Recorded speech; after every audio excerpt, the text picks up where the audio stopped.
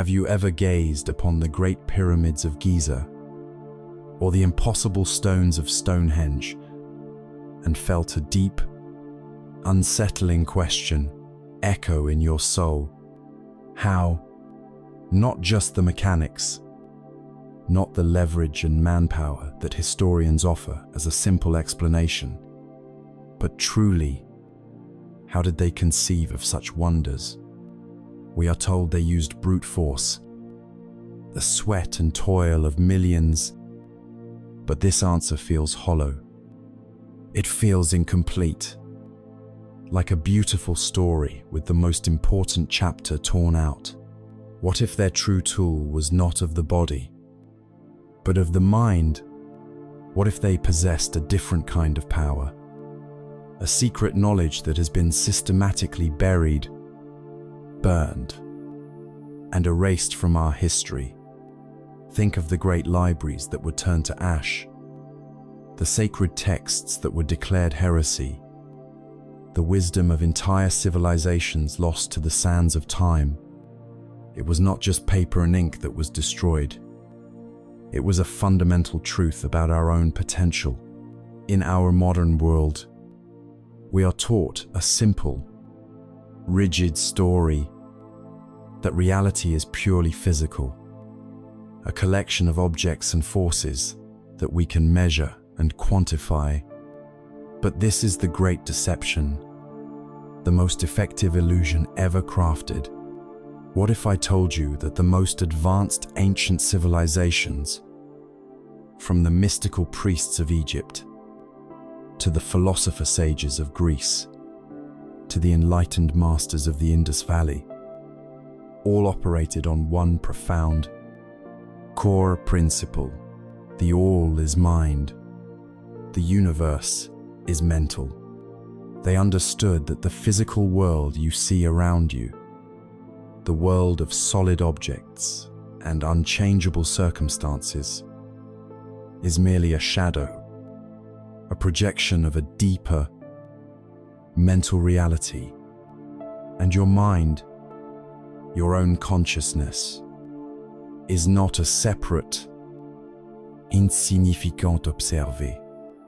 It is a dynamic center within that universal mind, a co-creator with the inherent power to influence and shape the very fabric of your existence. This is the secret that the rigid dogmatic structures and the systems that thrive on your feeling of powerlessness, have worked for centuries to keep from you. This journey we are about to embark on is not a history lesson. It is a resurrection.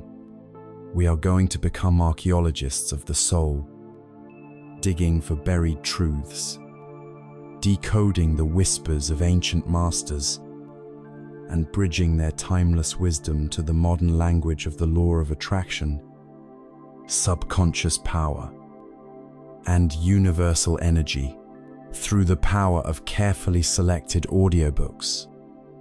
This profound knowledge can be woven into the fabric of your daily life, transforming a morning commute or a simple household chore into a powerful pilgrimage of self-discovery. So put aside what you think you know about the world, about your own limits. Prepare to awaken a power that has been sleeping within you for lifetimes. Prepare to learn the ancient secrets they don't want you to know.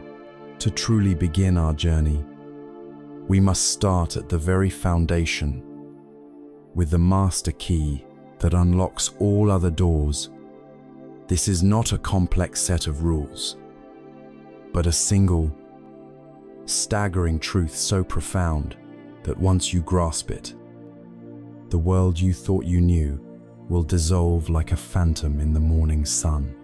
This foundational secret comes to us shrouded in the mists of time, attributed to a legendary figure known as Hermes Trismegistus, the thrice great master and scribe of the gods, a being so wise that the ancient Egyptians deified him as Thoth, and the Greeks revered him as Hermes. His teachings, whispered only in the hallowed halls of secret schools, were said to have been compiled into a legendary text called the Kybalion. For centuries, this knowledge was considered too powerful, too reality-altering for the masses. It was hidden, not to deprive people, but because its power could shatter a mind not prepared to receive it. Today, we are pulling back that veil.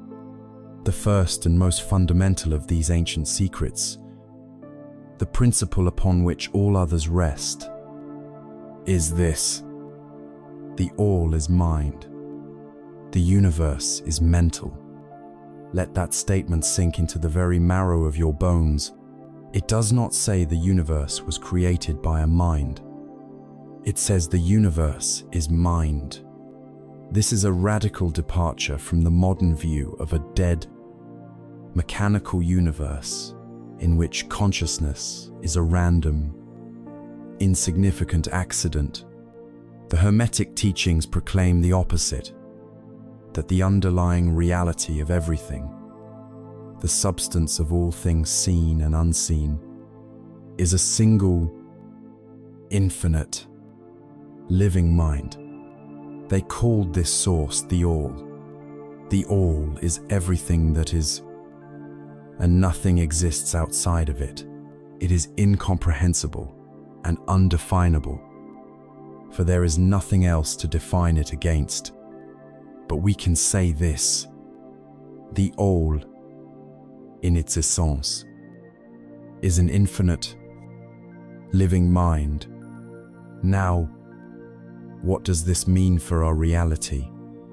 It means that the universe we experience, with its swirling galaxies and distant stars, its mountains and oceans, its cities and your own body, all of this is a mental creation of the All.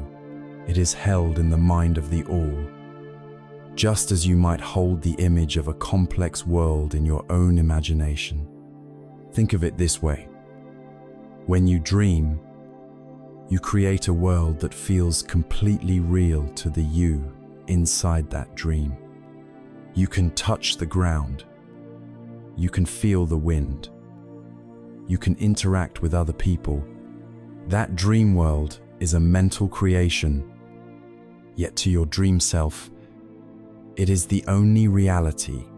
The ancient wisdom tells us that our waking world is of a similar nature. It is a grand, universal, and infinitely more complex creation, a form of divine meditation or dream taking place within the cosmic consciousness of the All. This does not make our universe unreal. On the contrary, it is a substantial reality, but its substance is mental. A thought in the mind of God is far more real and enduring than the fleeting material forms it projects. This is the ultimate paradigm shift. You are not a physical body that happens to have a mind. You are a mental being currently experiencing a physical projection. The universe is not a collection of dead matter. It is a living, breathing, conscious entity. And this is not some strange, isolated idea from ancient Egypt. When we look at the deepest spiritual traditions across the globe, we see this same secret reflected in different languages. In the ancient Hindu texts of the Upanishads, they speak of Brahman.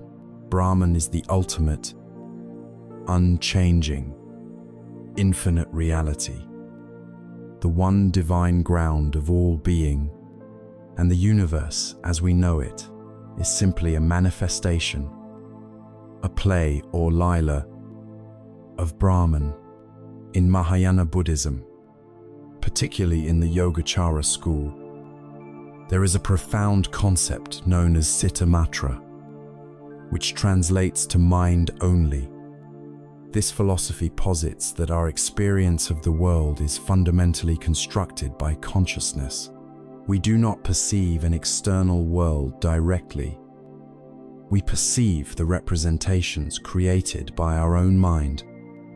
These great traditions, separated by thousands of miles and thousands of years, all arrived at the same monumental conclusion: the primacy of consciousness. This is not a coincidence. It is a confirmation. It's a universal truth that humanity has been rediscovering over and over again. Now, here is the part of the secret that changes everything for you. Personally, if the universe is the mental creation of the all, and you exist within that universe, then your own mind must be of the same nature as the universal mind. You are not separate from the all.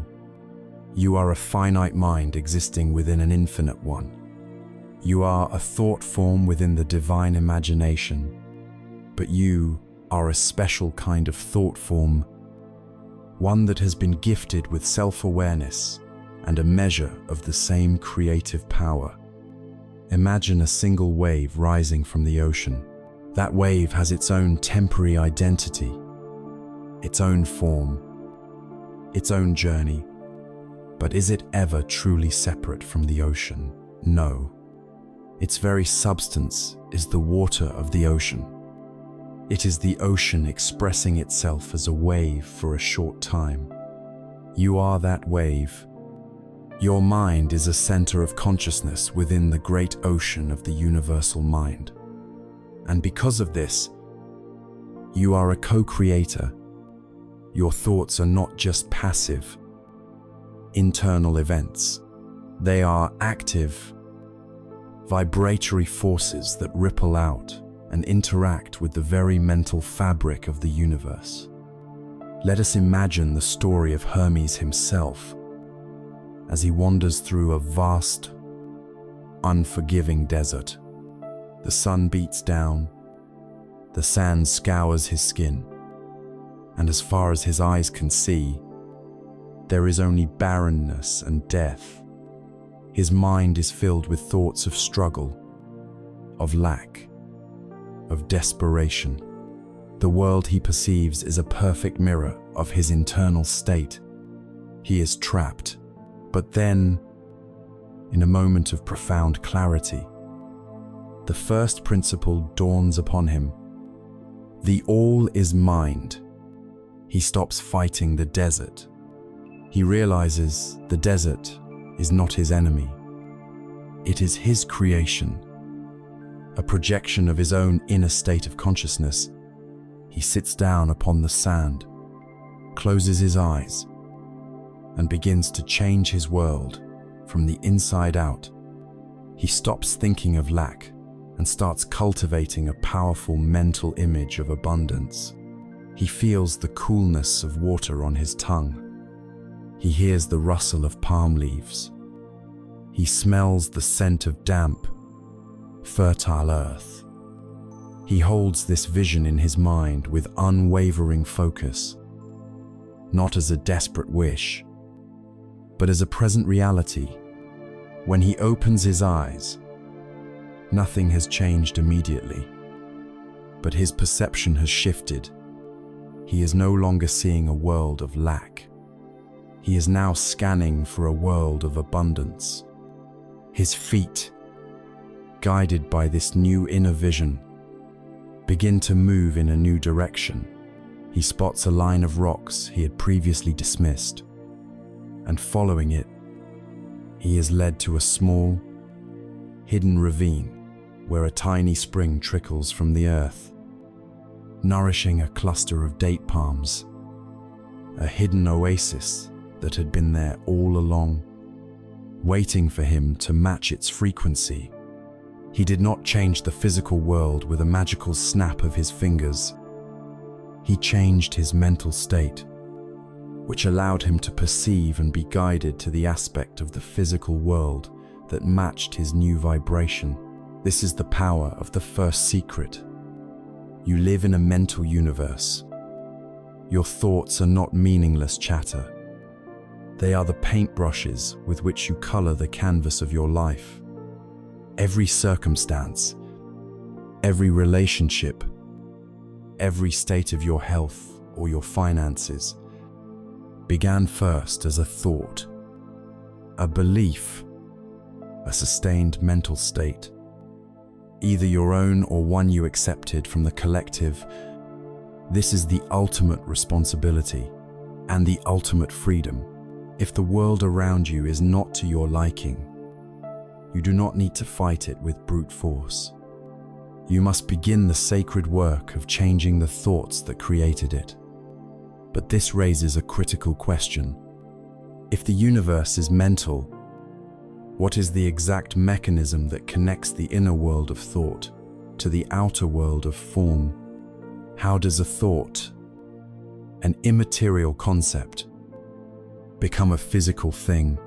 The answer lies in the second great Hermetic secret, a principle that explains the mysterious correspondence between the different planes of existence. The law that states, as above, so below. We have established the monumental first principle that the universe is a grand mental creation, an infinite field of living mind. This realization alone is enough to change one's perception of reality forever. But it naturally leads to a profound question. If we are individual minds within this universal mind, what is the nature of our connection to it? How does a thought in our tiny, personal consciousness translate into a tangible effect in the vastness of the cosmos? The answer is found in the second great Hermetic secret, a principle so elegant and powerful that its words have echoed through esoteric traditions for millennia. It is the principle of correspondence, encapsulated in the immortal axiom, as above, so below, as below, so above. This is not merely a poetic phrase. It is a statement of universal law.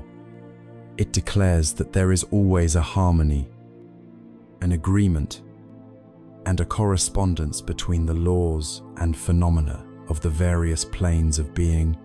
These planes can be thought of as different dimensions or levels of reality. The great macrocosm, which is the universe of stars, galaxies, and divine forces, and the microcosm, which is humanity, the earth, and even a single atom. The same patterns repeat on every scale. The universe is a grand cosmic fractal, and the smallest part contains the image of the whole.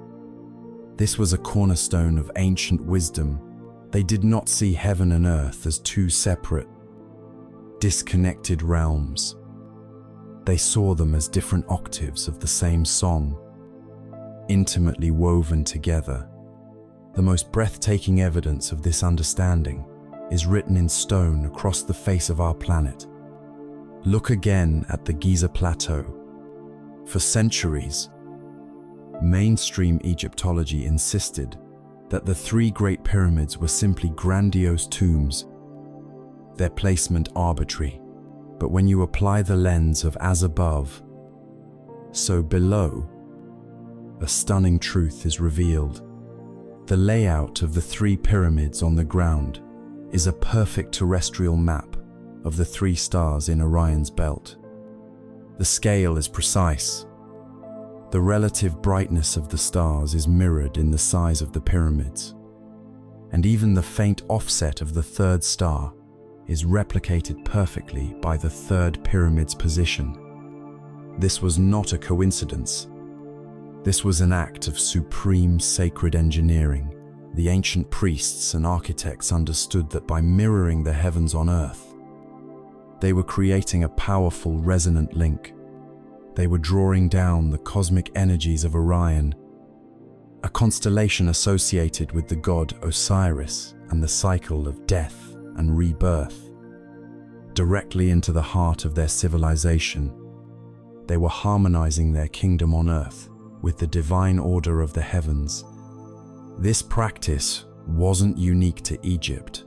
In the sweltering jungles of Cambodia, the magnificent temple complex of Angkor Wat, built in the 12th century, was discovered to be a precise map of the constellation Draco as it appeared in the sky during the vernal equinox of 500 BC, a time the ancients considered a golden age. The builders were attempting to recreate this celestial harmony to usher in an era of peace and prosperity. They knew that what is built on Earth in accordance with the laws of the above would be imbued with its power and stability. They weren't just building temples. They were building engines of cosmic harmony. They understood that the microcosm of their kingdom was a direct reflection of the macrocosm of the heavens, and they could influence one by carefully designing the other. This principle extends inward as well, deep into the human body. The ancient wisdom traditions saw the human being as a universe in miniature. The Hermetic philosophers, the Gnostics, and the alchemists all taught that the macrocosm and the microcosm were inextricably linked. The 12 signs of the zodiac were not just distant star patterns. They corresponded to the 12 major parts of the human body, from Aries ruling the head down to Pisces ruling the feet. The 7 known planets of the ancient world corresponded to the major organs, the chakras, and even the days of the week. To them, astrology was not a cheap parlor trick. It was a profound diagnostic tool. The state of the heavens at the moment of your birth was a snapshot of the cosmic energies that imprinted upon your soul. To understand the map of the heavens was to understand the map of your own being. But what does this mean for you? Now, sitting in your car or walking in your neighborhood, this ancient principle is not a relic of history. It is the most practical and powerful tool for conscious creation you will ever possess. The most important correspondence is this: your inner world is your below, and your outer world is your above. Your inner world of thoughts, beliefs, feelings, and mental images is the microcosm. Your outer world of health, wealth, relationships, and circumstances is the macrocosm of your life. The two are in perfect correspondence.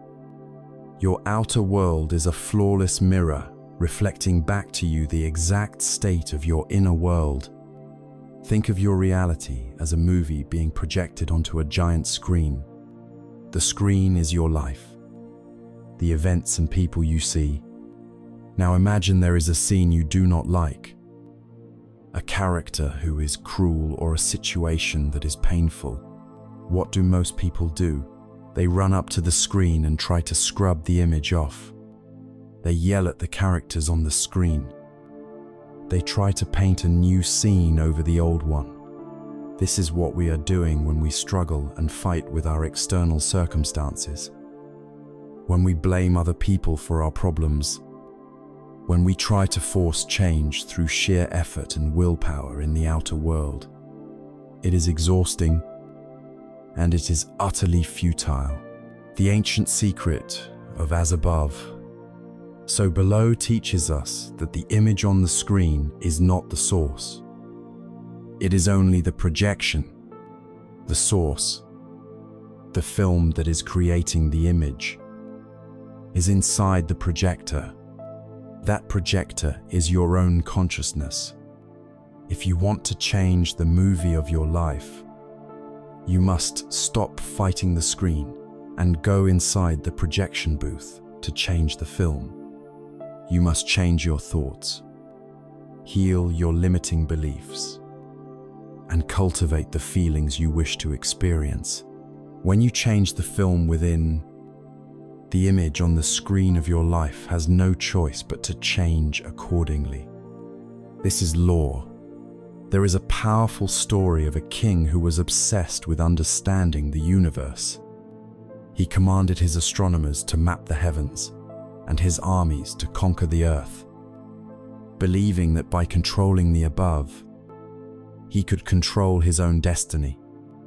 Yet, his kingdom was fraught with turmoil, and his own mind knew no peace. Desperate, he summoned a wise sage from a distant mountain. "Tell me the secret of the universe," the king demanded. The sage did not point to the stars or to the king's maps. Instead, he presented the king with a simple, polished mirror. The king, annoyed, looked into it and saw only his own face, etched with worry and ambition. "This is a trick," he scowled. "No, Your Majesty," the sage replied softly. "This is the secret. You wish to understand the above, the vast kingdom and the distant stars. But the law states, as below. So above, your kingdom is in turmoil because your mind is in turmoil. Your people are fearful because your heart is fearful. The world you rule is but a great mirror of the man who rules it. Cease trying to conquer the world outside. Instead, conquer the world within. Find peace in your own mind, and you will find peace in your kingdom. Cultivate gratitude in your own heart, and your kingdom will prosper. Understand yourself, and you will understand the universe. This is the great work, to take responsibility for the fact that your reality is a mirror. If you see lack, it is because a belief in lack resides within you. If you experience conflict in your relationships, it is because a pattern of conflict exists within your own consciousness. This is not a judgment. It is a diagnosis, and it is empowering, because it means the power to change anything resides entirely within you. You are the artist, and your life is your masterpiece. But if the universe is mental, and there is a perfect correspondence between our inner world and our outer world, what is the medium of this correspondence? How does a thought, an innerståte, actually transmit itself into an outer condition? What is the energy that carries the blueprint from the below to the above? The answer lies in the third great principle, the law that states that absolutely everything in the universe, from the hardest rock to the most fleeting thought, is in a constant state of motion. It is the law of vibration. We have journeyed through two of the great corridors of ancient thought. We first unlocked the master key, the principle of mentalism, understanding that our universe is a living, conscious mind. Then, through the principle of correspondence, we saw how this grand cosmos is a flawless mirror, reflecting our inner world into our outer circumstances through the law of as above, so below. But this leaves a vital piece of the puzzle missing. What is the active force behind this reflection? What is the energy, the medium, the very substance of the connection between our thoughts and our reality? How does the below transmit its signal to the above? The third great Hermetic secret provides the answer. And it is the engine that drives all manifestation. It is the principle of vibration, which proclaims, nothing rests, everything moves, everything vibrates. On the surface, this statement might seem simple, even obvious, but its implications are among the most profound and far-reaching of all the ancient teachings. I want you to look at something solid around you right now. A desk, a wall, the very device you're listening on. It appears still, solid, inert, perhaps even dead. It has a definite shape and it occupies a specific space. Our senses tell us it is at rest, but the ancient sages, like our most advanced modern physicists, knew this was a grand illusion. If you could zoom in, past the molecules, past the atoms, into the quantum realm that forms the true bedrock of reality, you would find no stillness. You would find a furious, frenetic dance of energy, electrons orbiting nuclei at incomprehensible speeds, quarks vibrating within protons, a constant, seething, dynamic whirlwind of motion. There is no such thing as stillness in the entire cosmos, from the largest galaxy spinning in the void to the smallest particle of dust. Everything, without exception, is in a state of perpetual vibration. The key to understanding this principle lies in realizing that the differences between the various manifestations of matter, energy, mind, and even spirit are the result of nothing more than varying rates of vibration. They are not different things, but simply different notes on a single, infinite cosmic keyboard. Think of water. At a low rate of vibration, its molecules lock into a rigid crystalline structure, and we perceive it as solid ice. As we apply energy and increase its vibration, the molecules move more freely, and it becomes liquid water. Increase the vibration even further, and the molecules move so fast they break their bonds entirely and become invisible steam.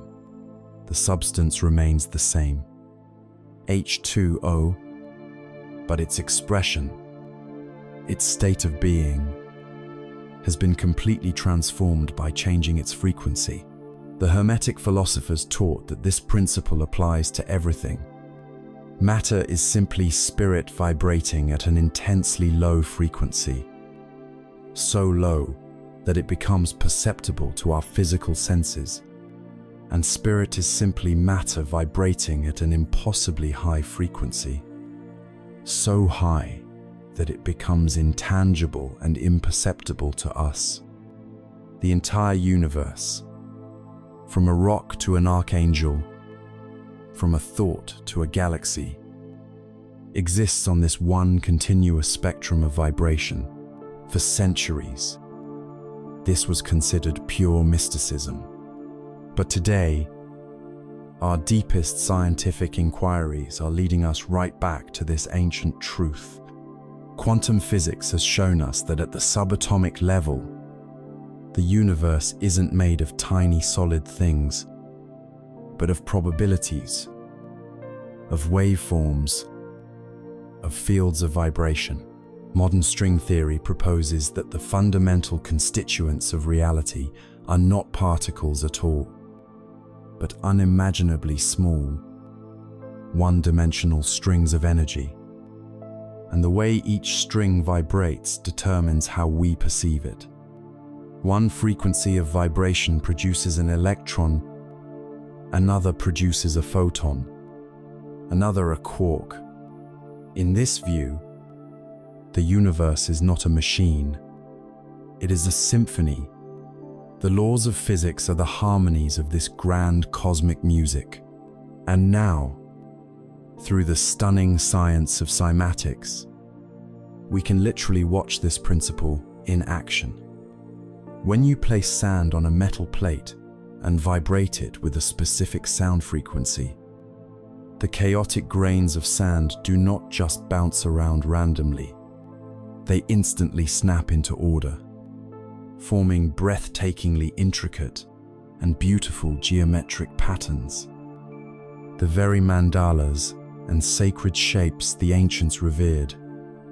This is visible, tangible proof. Vibration is not a chaotic force. It is the creative force that organizes energy and brings form out of the formless.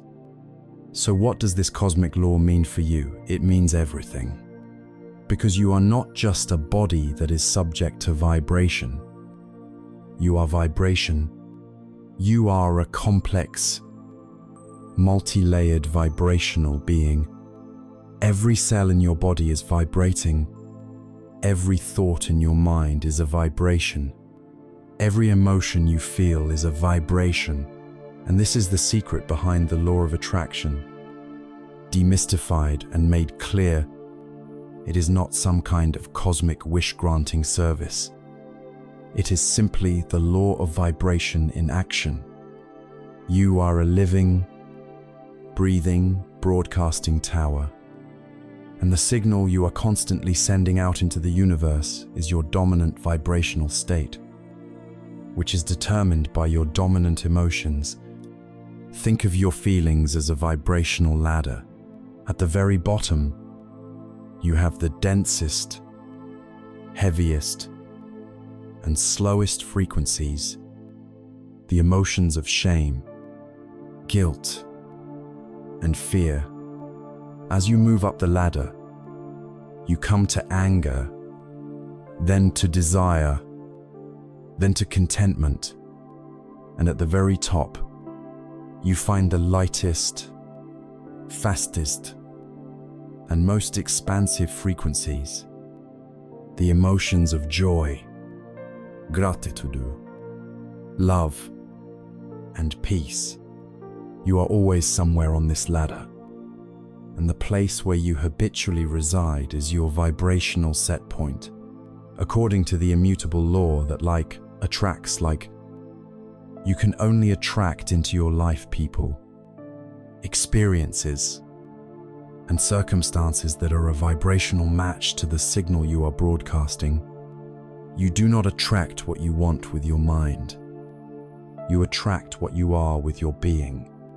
If your dominant vibration is one of frustration and resentment about the lack of money in your life, you are broadcasting the frequency of lack. It is a vibrational impossibility for the universe to deliver abundance to you, because abundance vibrates on a completely different frequency. To receive it, you must first learn how to generate the feeling, the vibration of abundance within yourself. Even before it appears in your outer world, the ancient masters understood this implicitly. They developed powerful tools for consciously altering their vibration. Consider the legends of the Tibetan monks, said to be able to levitate massive stone blocks for their monasteries, not with cranes or levers, but with the focused, resonant power of their mass chanting and long horns. Think of the Egyptian priests, who, according to some traditions, understood that specific chambers within the Great Pyramid were acoustic resonators, and that by intoning specific vowel sounds, or mantras, they could create powerful vibrational fields that induced altered states of consciousness and other physical phenomena. These stories are not just fantastic myths. They are tales of a lost science, a forgotten understanding of how to use sound, the most obvious form of vibration, to engineer reality. The sacred mantra is not just a prayer to a distant god. It is a sonic tool, a vibrational formula designed to elevate the frequency of the practitioner and bring them into resonance with the divine quality they seek to embody. You are the master of your own symphony. Every thought you think, every word you speak, every emotion you entertain, adds another instrument to the orchestra. Is your life's music a chaotic, dissonant dirge of fear and complaint, or is it a soaring, harmonious anthem of gratitude and love? The universe is the ultimate concert hall, and it has no choice but to echo back to you the music you are creating. This places the power squarely back in your hands. But it also raises the most practical and urgent question of all. How do you change your tune? How can you consciously and deliberately raise your vibration when you are stuck in the heavy, sticky energy of fear, anger, or despair? Is it possible to transform a negative state into a positive one? Or are we doomed to simply suffer through it? The answer lies not in fighting the darkness, but in understanding its relationship to the light.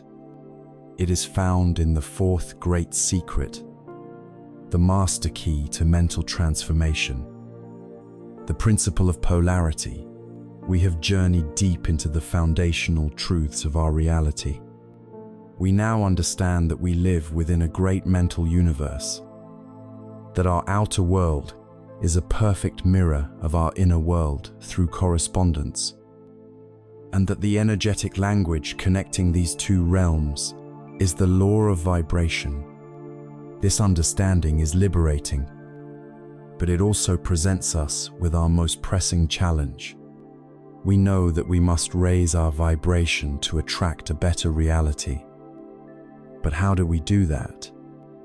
Truly, how do we consciously change our frequency when we are drowning in the dense, heavy vibrations of fear, anger, or despair? The modern world tells us to suppress these feelings, to fight them, to pretend they don't exist. But this is like trying to hold a beach ball underwater. It takes immense effort, and the moment you lose focus, it erupts to the surface with even greater force. The ancients knew a more elegant and powerful way. They did not fight the darkness. They transmuted it. They possessed the master key to emotional freedom and mental transformation, a secret known as the art of mental alchemy. This art is built upon the fourth great Hermetic principle, the principle of polarity. This principle states that everything is dual, everything has poles, everything has its pair of opposites. But this is only the first half of the secret. The second half is what contains all the power opposites, are identical in nature, but different in degree. At first, this sounds like a contradiction. How can two things that are completely opposite, like love and hate, or courage and fear, be identical in nature? The key is to stop thinking of them as two separate things and start seeing them as two ends of the same stick. Let's use a simple physical example. A thermometer. On one end you have cold, and on the other you have heat. They seem to be absolute opposites, but are they really? What are you actually measuring? You are measuring a single thing. Temperature. Cold is simply a lower degree of temperature, and heat is a higher degree. They are not different phenomena. They are different measurements on the same scale. There is no precise point where cold magically ends and heat begins. It is a continuous, unbroken gradient. This same law applies to everything. Consider light and darkness. We think of them as opposites. But what is darkness? It is simply the absence of light. It is the lowest possible degree on the spectrum of light. It has no substance of its own. You cannot add darkness to a room. You can only take away light. Now, let us make the great leap from the physical plane to the mental and emotional planes, where this principle becomes a tool of incredible power. Consider the poles of fear and courage. We experience them as mortal enemies, but according to the Hermetic masters, they are not. They are the two poles of a single spectrum. a spectrum we could call confidence or empowerment. Fear is not a separate entity that attacks you. Fear is simply the lowest degree of courage. It is a state of consciousness at the very bottom of that particular vibrational scale. And this means that if you can move along the scale from cold to hot, you can also move along the scale from fear to courage. This is the secret of the true alchemists. The popular image of the alchemist is a secretive old man trying to turn physical lead into physical gold. But the true masters, the adepts of the mystery schools, knew this was merely a metaphor for a much grander work, the alchemy of the soul. In their symbolism, lead represented the base, heavy, dense, and low vibrating states of consciousness. Fear, ignorance, depression, and ego. Gold represented the highest states of consciousness, luminous, incorruptible, and high vibrating. Love, wisdom, and enlightenment. The great work of alchemy was not to destroy the lead. You cannot destroy energy. It was to take the base metal of a negative mental state and transmute it, to raise its polarity, to increase its vibration until it transformed and expressed itself as the pure gold of a higher state of being. You don't get rid of fear. You transmute it into courage. You don't destroy hate. You transform it into love. So how is this sacred art practiced? The process is one of subtle, conscious repolarization. When you find yourself in the grip of a negative emotion, the first step is to stop resisting it. Acknowledge its presence without judgment. If you feel fear, simply say to yourself, I am currently experiencing a mental state on the pole of fear. By doing this, you disidentify from the feeling. You are not the fear. You are the consciousness observing the fear. The second step is to consciously turn your attention not to a different subject, but to the opposite pole of the same subject. You do not try to make the jump from abject terror to heroic courage in a single bound. That is too wide a vibrational gap. Instead, you begin to gently slide your consciousness up the scale. You can do this by focusing your will and your imagination. Start to think about the idea of courage. Remember a time in your life when you felt even a little bit brave or confident. Recall a story or a movie about a character who acted with courage. Listen to a piece of music that makes you feel powerful and inspired. What you are doing is deliberately introducing the vibration of the opposite pole into your mental field. You are gently changing the polarity of your thought. The mental energy that was previously manifesting as fear begins to vibrate at a slightly higher rate, then a higher one, until you find yourself moving through states of less fear, to stability, to confidence, and eventually to courage. You have not suppressed the original energy. You have repurposed it. You have performed an act of true mental alchemy. There is an old story that perfectly illustrates this. In a desolate mountain monastery, a young student could not meditate. He was shivering uncontrollably, complaining bitterly to his master about the intense, biting cold. He saw the cold as an external enemy, a force that was attacking him and making his life miserable. The master listened patiently, but instead of building a larger fire, he led the student to a quiet, empty room. The fire outside is small, the master said, "But the fire inside is limitless.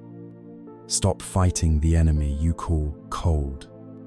It has no power over you. It is merely the lowest degree of the warmth you seek." He instructed the student to sit. Close your eyes. Cease your attention on the feeling of cold on your skin. That is the outer world. Turn your mind inward. Travel back in your memory to the hottest day of summer. Feel the sun on your face. Remember its warmth, spreading through your arms and into your chest. Cultivate that sensation. Nurture it. Let that inner fire grow until it fills your entire being. The student struggled at first, his chattering teeth and shivering body constantly pulling his attention back to the pole of cold. But he persisted. He focused his entire will on the inner memory of warmth. Slowly, miraculously, a change began to occur. A gentle heat began to glow in his solar plexus. Spreading outwards, the biting sensation on his skin did not vanish, but it receded, losing its power and its meaning.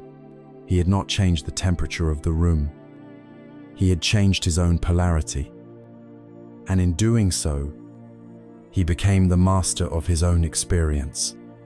This is the freedom that the principle of polarity offers you.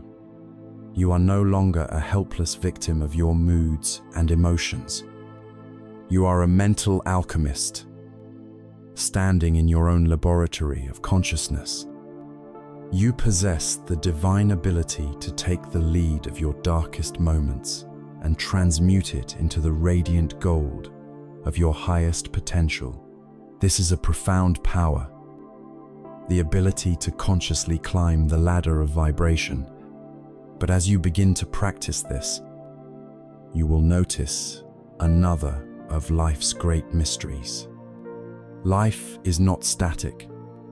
There seems to be an inescapable swing to everything, a pendulum-like motion between success and failure, happiness and sadness, energy and lethargy. Even if we master the art of changing our polarity, how do we handle this constant, universal rhythm? How do we avoid being flung from the heights of joy, only to be smashed into the depths of despair by the pendulum's inevitable return swing? The answer to mastering the tides of life lies in the fifth great hermetic secret, the principle of rhythm. We have now unlocked the alchemical secret of polarity, the profound understanding that we can transmute the lead of our darkest emotions into the pure gold of our highest potential. We have the key to consciously shifting our vibration from fear to courage, from hate to love, from lack to abundance. This is a monumental power. Yet, as we begin to practice this art, we inevitably encounter one of life's most persistent and often frustrating mysteries. We work to achieve a state of joy, success, or peace. And for a glorious moment, we stand on the mountaintop. But then, almost inevitably, we feel a pull, a slide, a descent back into a lower state. A period of great financial success is followed by unexpected expenses. A surge of creative energy is followed by a period of stagnation. A time of profound happiness is followed by a mood of unexplained melancholy. It can feel like a cruel cosmic joke, as if for every step forward, we are forced one step back. This is not a punishment, nor is it a failure on your part. It is the action of one of the most inviolable and universal laws of existence. It is the fifth great hermetic secret, the principle of rhythm. This principle declares that everything flows out and in. Everything has its tides. All things rise and fall. The pendulum swing manifests in everything. The measure of the swing to the right is the measure of the swing to the left. Rhythm compensates. This law is written into the very fabric of the cosmos. On every scale imaginable, we see it in the majestic rhythm of the universe itself, in the birth and death of stars, the expansion of galaxies, and the great cosmic cycles that span billions of years. We see it in the turning of our own planet, the ceaseless march of day into night and night back into day. We feel it in the four seasons, the dance from the birth of spring to the peak of summer, the decline of autumn, and the death-like slumber of winter, always leading to a new rebirth. We witness it in the ocean's tides, drawn by the moon in a rhythm so predictable we can map it centuries in advance. This rhythmic pulse beats through all of history, in the rise of great empires to their golden age, followed by their inevitable decay and fall, making way for the next civilization to rise from their ashes. It governs our economies in the cycles of boom and bust, and it governs our very bodies in the rhythm of our breath, the steady beat of our hearts, and the cycles of energy and rest. The average person, unaware of this law, is a complete slave to its relentless swing. They are like a cork tossed upon the waves of a mighty ocean, with no control over their own destiny. When the pendulum of their life swings to the positive pole, the side of happiness, success, health, and prosperity, they are ecstatic.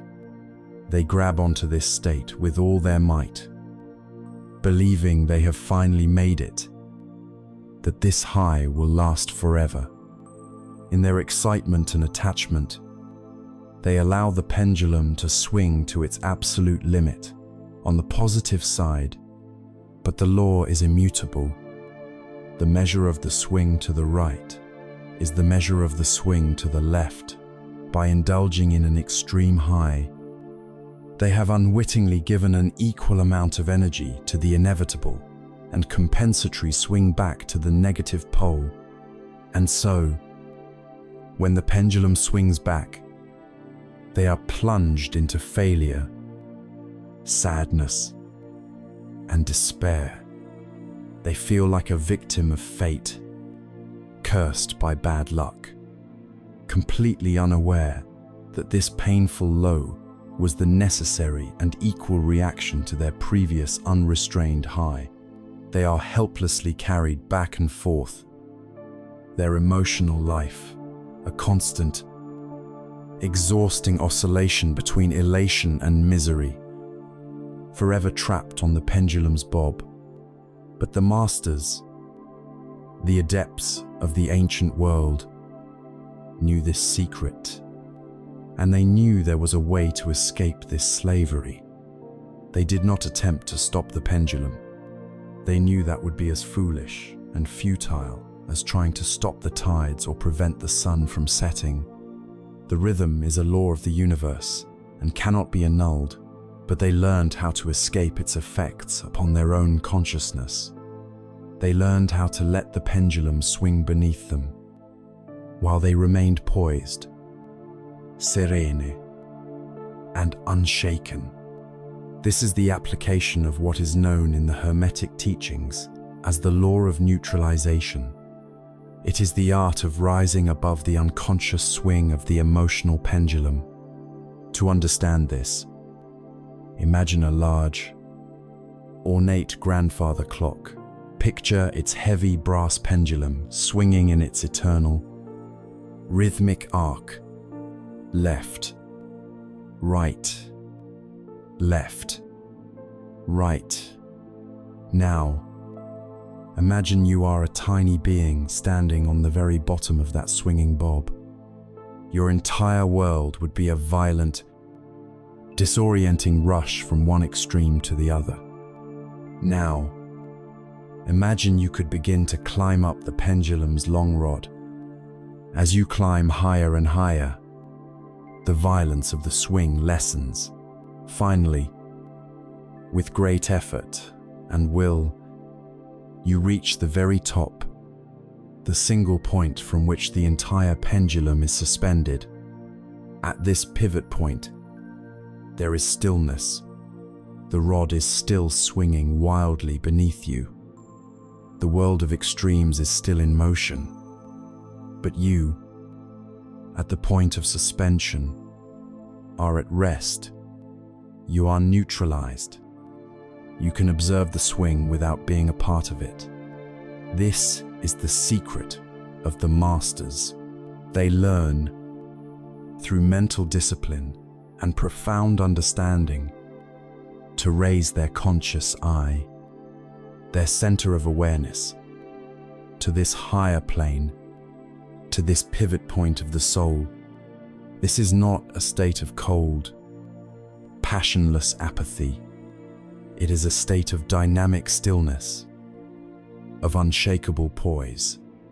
The master who has achieved this state still experiences the cycles of life, but is not owned by them.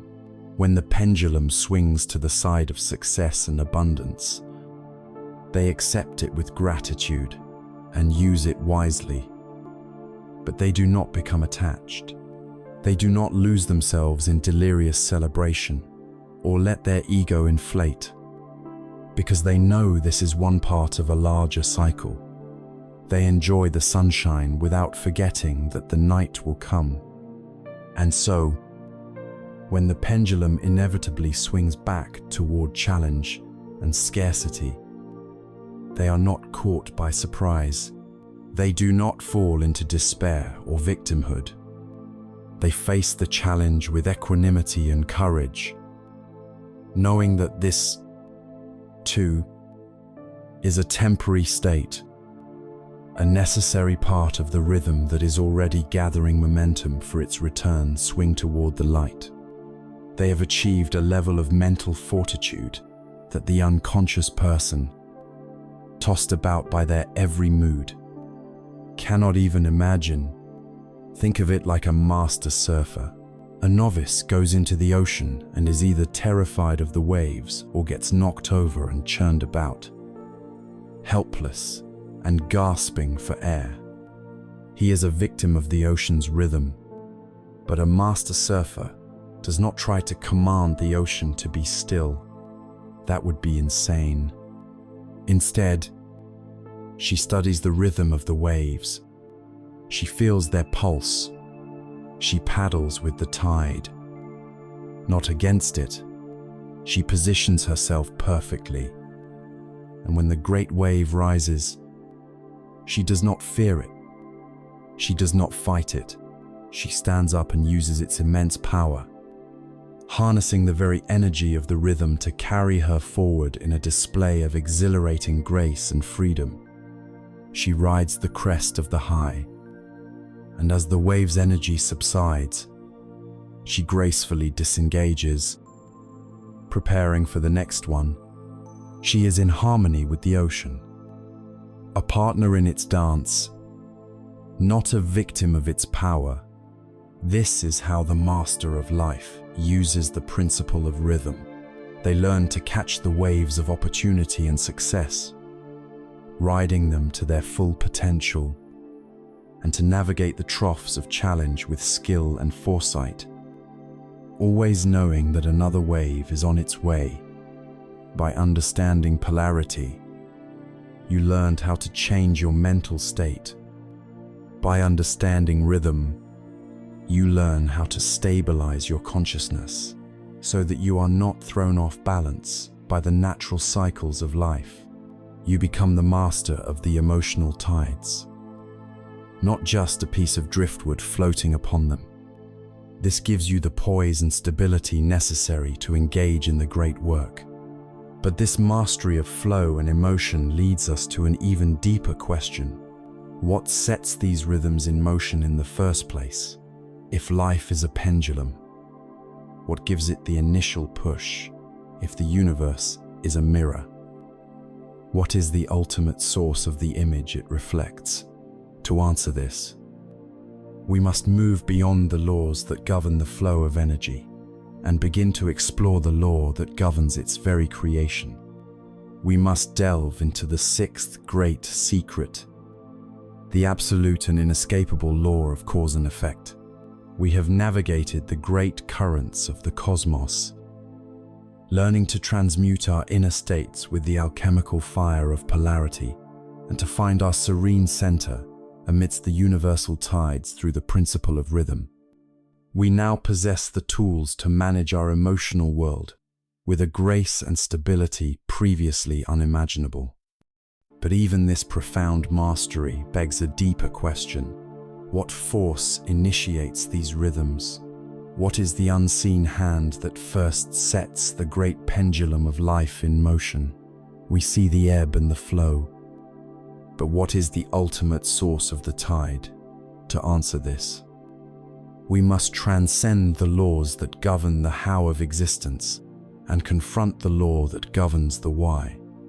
We must pull back the curtain on the concepts of luck, chance, and accident, and reveal them for the illusions they are. We now arrive at the sixth great hermetic secret, the absolute and unwavering foundation of all order in the universe, the principle of cause and effect. This principle is captured in the powerful axiom: every cause has its effect, every effect has its cause, everything happens according to law.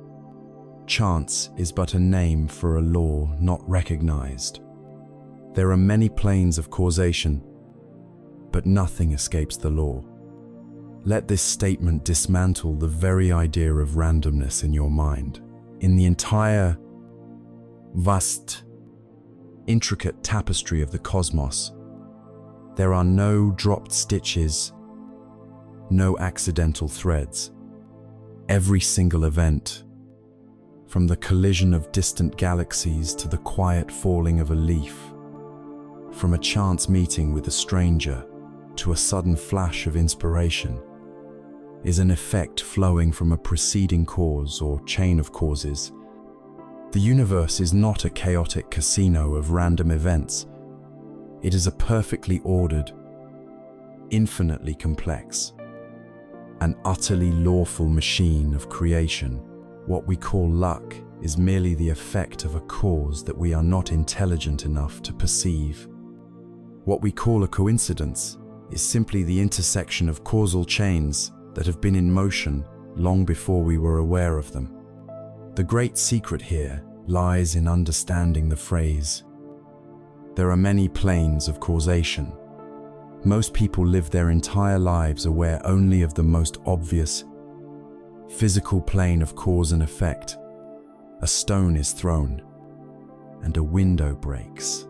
You push a domino, and the entire line falls. This is simple, visible, and easy to understand. But the ancient masters knew that this physical plane is merely the final stage, the plane of ultimate effects. The true, originating causes are almost always set in motion on higher, more subtle planes, the mental and spiritual planes of existence.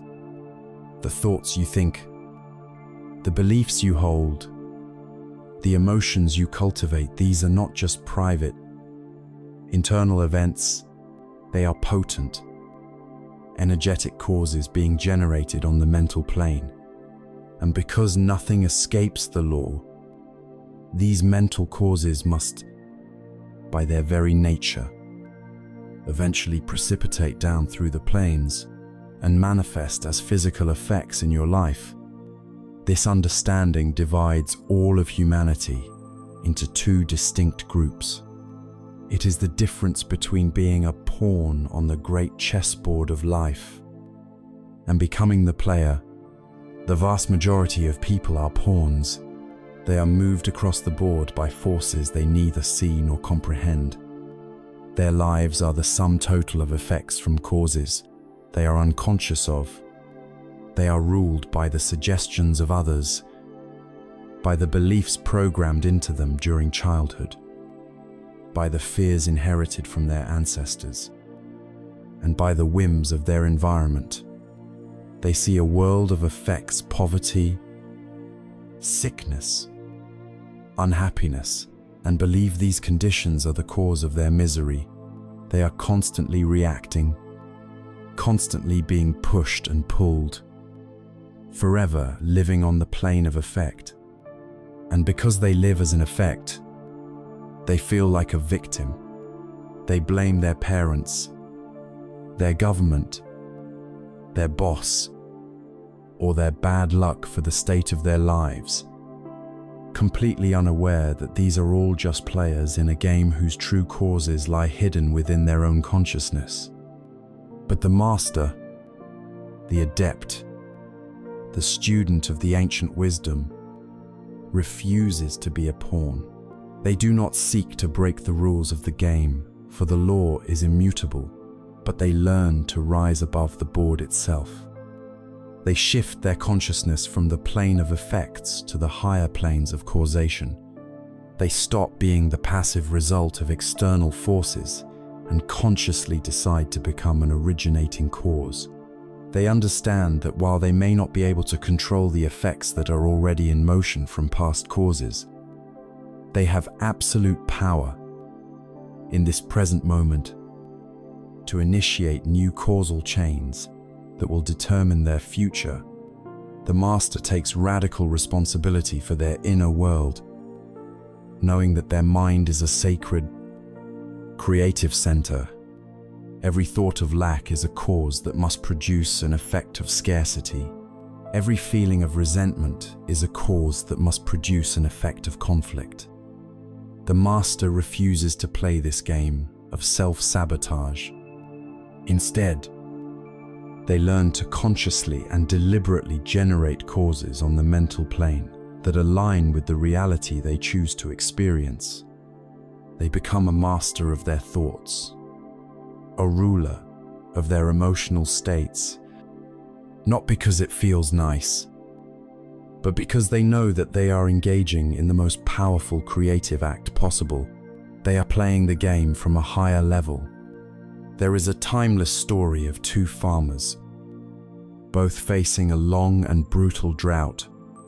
Their fields were cracked, their crops were withered, and their families were hungry. The first farmer, the pawn, stood in his barren field and looked at the effect. He wept and cursed his bad luck. He complained to his neighbors about the injustice of it all. He spent his days looking at the cloudless sky, praying for the external cause of rain to come and save him. His entire focus was on his victimhood, on the terrible effect that had befallen him. He was powerless, waiting for the world to change.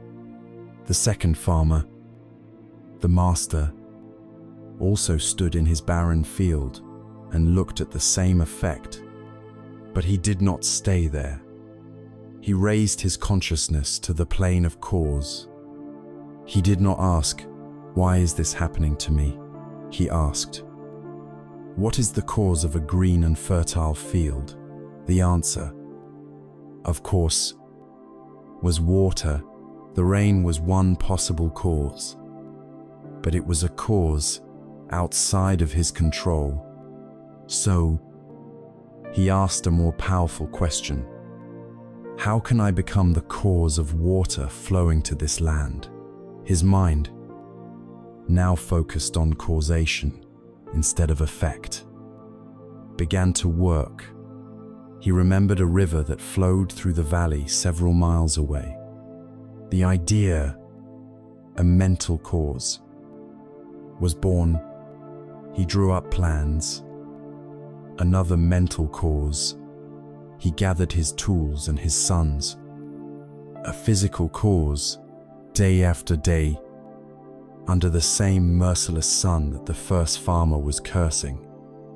The second farmer dug. He created a long, winding irrigation ditch, a canal that would bring the life-giving water of the distant river to his land.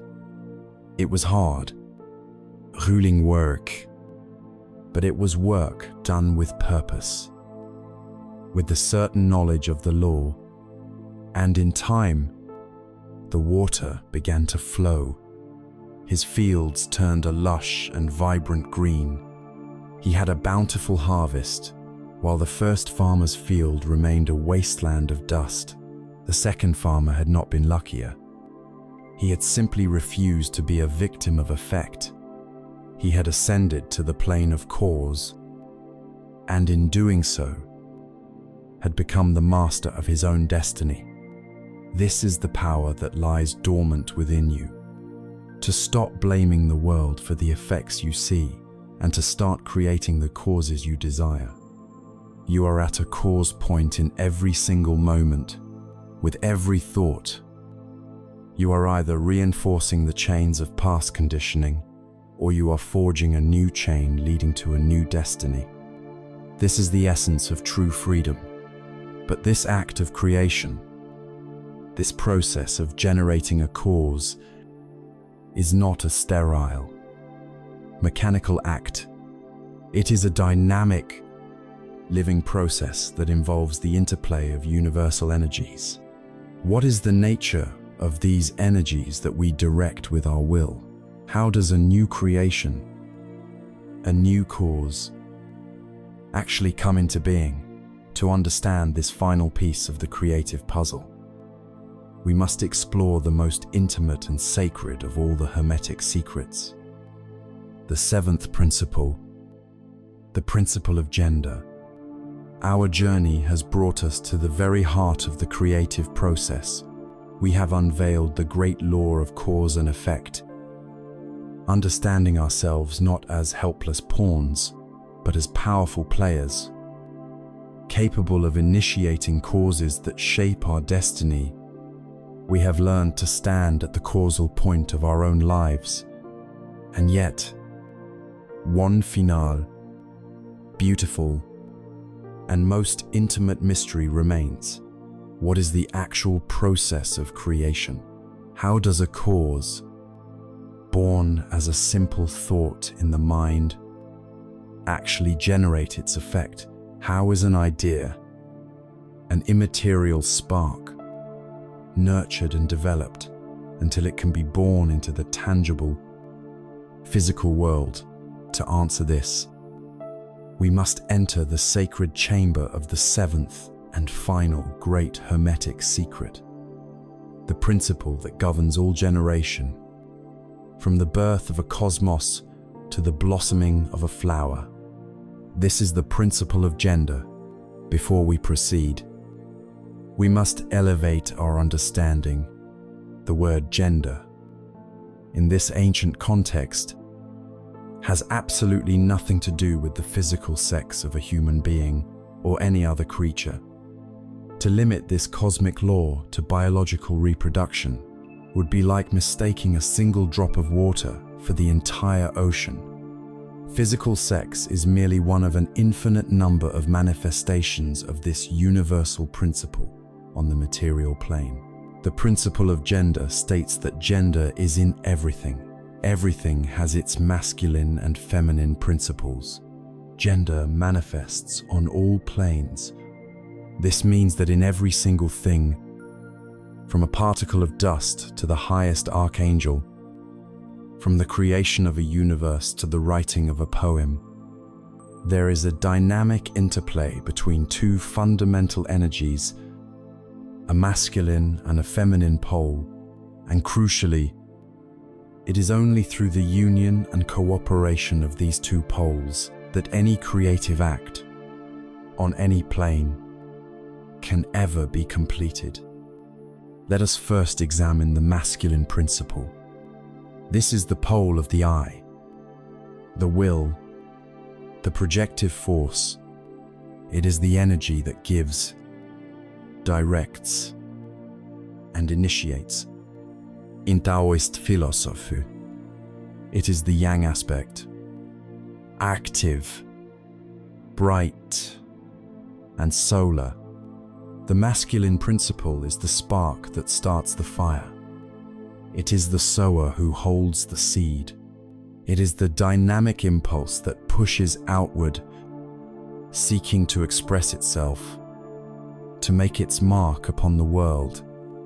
It is the architect who draws the blueprint, the conscious mind that formulates a clear, definite plan. Without the masculine energy, there is only passive, undifferentiated potential, a vast ocean of possibility with no direction or purpose. It is the focused will that says, "Let there be light," the initial cause that sets creation in motion. Every time you make a firm decision, set a clear goal, or focus your will upon a single outcome, you are embodying and utilizing the masculine principle. Now, let us turn to its divine counterpart, the feminine principle. This is the pole of the me, the receptive vessel, the nurturing matrix. It is the energy that receives, gestates, and brings forth into manifestation. In Taoist thought, it is the yin aspect, passive, dark, and lunar. The feminine principle is the fertile field that receives the seed. It is the great womb of the subconscious, the prima materia of the alchemists, the raw, undifferentiated chaos from which all forms are born. Its nature is not to initiate, but to generate. It takes the spark from the masculine and nurtures it into a flame. It takes the blueprint and builds the temple. Without the feminine principle, the masculine will would simply dissipate into the void, its seed falling on barren rock, its energy finding no substance to act upon. Every time you enter a state of deep feeling, engage your imagination, or trust your intuition, you are tapping into the immense power of the feminine principle. Neither of these principles is superior to the other. They are two halves of a perfect whole, and one is useless without the other. This is the great cosmic secret of the sacred marriage, the hieros gamos of the ancient mysteries. All creation is a form of procreation. An artist cannot create a sculpture the effect without both the idea and the will to create masculine, and the clay that can be molded feminine. A farmer cannot have a harvest, the effect without both the seed masculine and the fertile soil to plant it in feminine.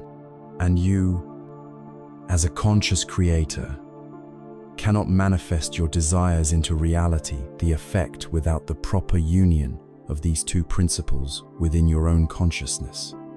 This is where the ancient wisdom becomes a breathtakingly practical guide to manifestation. So many people fail in their attempts to create a new reality because they are unconsciously using only one of these principles. A person might be full of masculine energy, constantly setting goals, making plans, and repeating affirmations with forceful will, but they never take the time to impress these ideas upon the deeper, feminine part of their mind, the subconscious. Their seeds are powerful, but they are scattering them on the wind. Conversely, a person might be rich in feminine energy, a powerful dreamer and visualizer, constantly living in a world of beautiful imagination. But if they lack the focused, masculine will to choose one of those dreams and declare it as a definite intention, they are a fertile field, waiting forever for a seed that never arrives. The true art of creation The secret held by the masters is the conscious marriage of these two forces within yourself. The process is a sacred one. First, you must engage your masculine principle. This means getting crystal clear on what it is you choose to create. Not a vague wish, but a definite decision. This is your blueprint, your seed. You formulate the intention in your conscious mind. I will create health, or I will create abundance. This is the act of the Divine Father. Then, you must perform the sacred act of planting this seed. You must lovingly deliver this focused intention to your feminine principle, your subconscious mind. How is this done? Through feeling and sustained attention. The subconscious does not respond to dry, intellectual commands. Its language is emotion. You must feel the feeling of your wish fulfilled. You must step into the scene in your imagination and live there. Not as a future hope, but as a present reality. This act of visualizing with feeling is what impresses the idea upon the fertile womb of the subconscious. It is the moment the seed is accepted by the soil. This is the act of the Divine Mother. Once the seed has been planted, the masculine will's most active work is done. Now, the feminine principle takes over. This is the period of gestation. It happens silently, beneath the surface of your conscious awareness. The subconscious mind, having accepted the seed of your intention, begins its mysterious and powerful work. It begins to organize the energetic patterns around you, to shift your perceptions, to guide your intuition, and to attract the people, resources, and opportunities that are in harmony with the seed you planted. During this phase, your conscious job is to nurture and protect the process. You must guard your mental field against the weeds of doubt and fear. To constantly dig up the seed to see if it's growing is to kill the entire process. You must have faith in the unseen generative power of your subconscious mind. This entire metaphysical drama is beautifully encoded in the creation myths of our ancestors.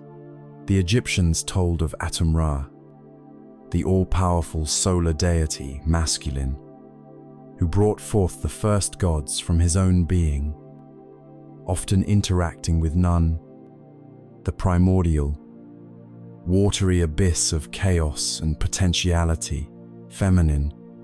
The Greeks spoke of chaos, the formless void feminine, upon which the will of the gods, masculine, imposed order to create the cosmos. These are not childish tales. They are profound psychological and metaphysical blueprints describing the very process you engage in every time you bring a thought into form. With this seventh and final principle, our understanding of the fundamental laws of reality is complete. These 7 hermetic principles form a perfect, interconnected system, a master key that unlocks the inner workings of the mental universe. We now know the physics of consciousness. We have moved from understanding that reality is a reflection to understanding how to consciously create the image that is reflected. We have transitioned from being observers of the great game to becoming masterful players. And now, armed with this complete theoretical knowledge, we are ready to move on. We are ready to explore the specific tools, the sacred technologies that the ancients developed to apply these principles with breathtaking precision. We will begin with the very language of God, the architectural blueprint of creation itself, the timeless and beautiful mystery of sacred geometry. We have now journeyed through the 7 great hermetic principles, the fundamental laws that govern the mental universe. We have explored the physics of consciousness and the intimate mechanics of creation. Our theoretical foundation is complete.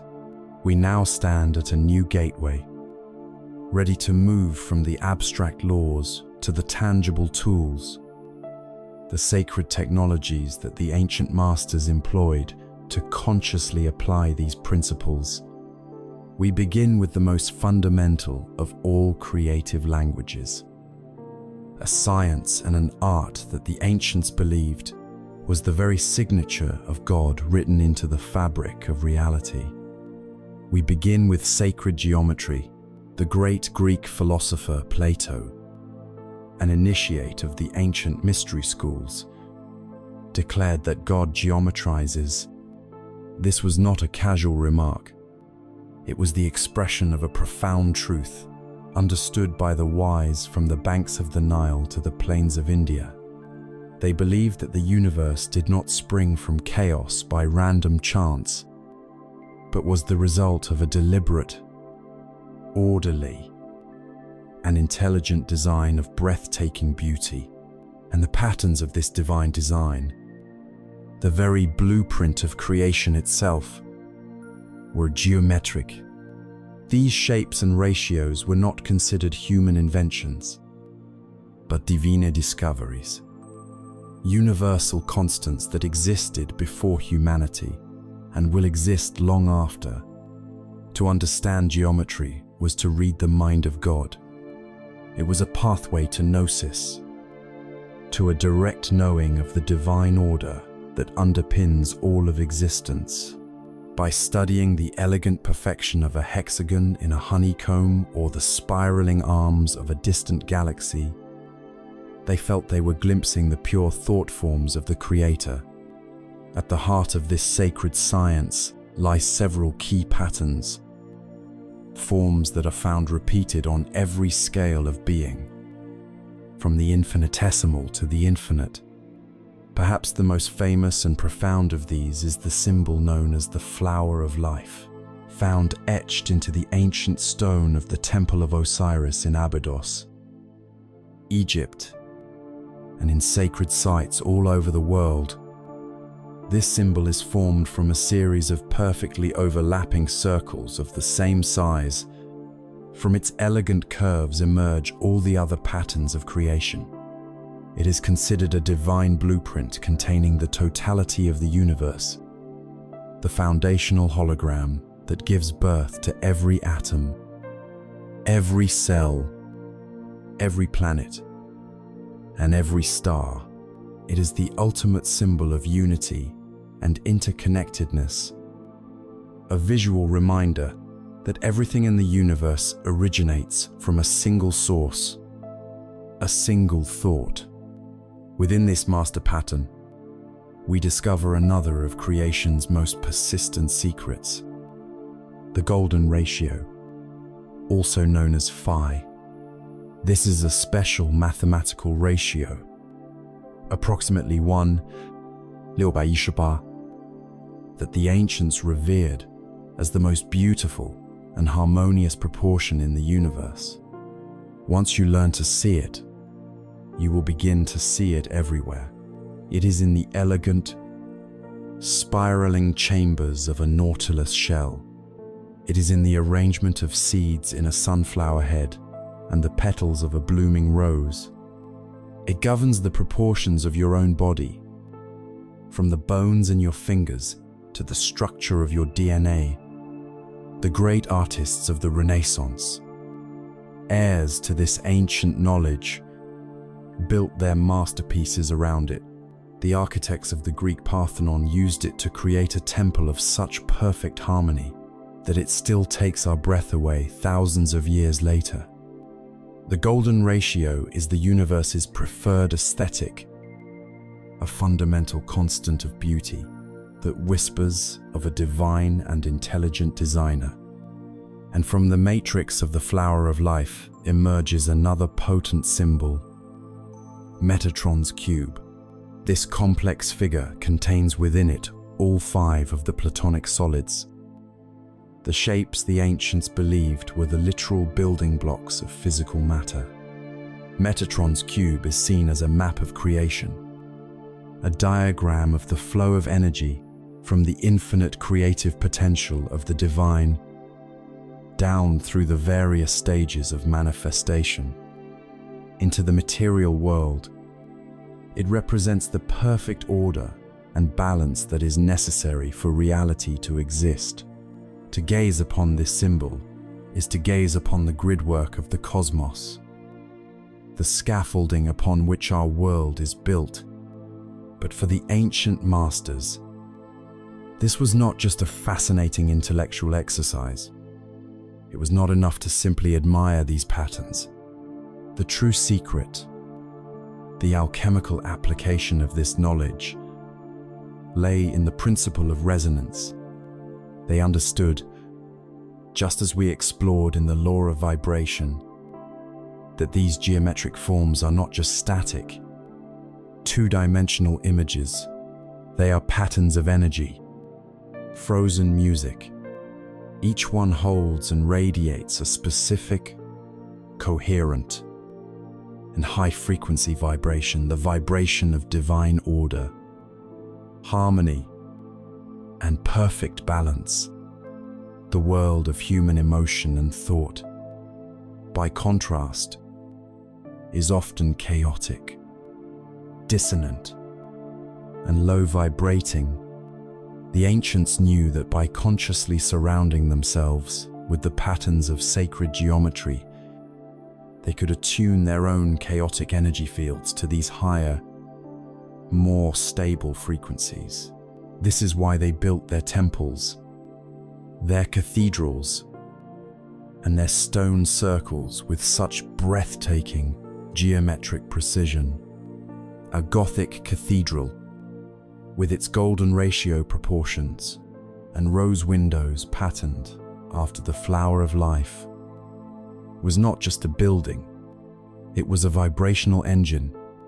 To walk into such a space was to have your own energy field automatically and effortlessly uplifted and brought into a state of coherence. The very stones were singing a silent song of harmony, and your soul could not help but begin to sing along. This is why meditating on a mandala, a complex geometric prayer, can quiet the chattering mind and induce feelings of profound peace. You are aligning your own consciousness with the energy of the pattern. You are tuning the instrument of your own being to the perfect pitch of the cosmos. Plato, in his dialogue Timaeus, took this concept to its ultimate conclusion. He taught his students that the 5 perfect three-dimensional solids, the Platonic solids, were the fundamental shapes that the Creator used to build the physical world itself. He assigned each one to a classical element.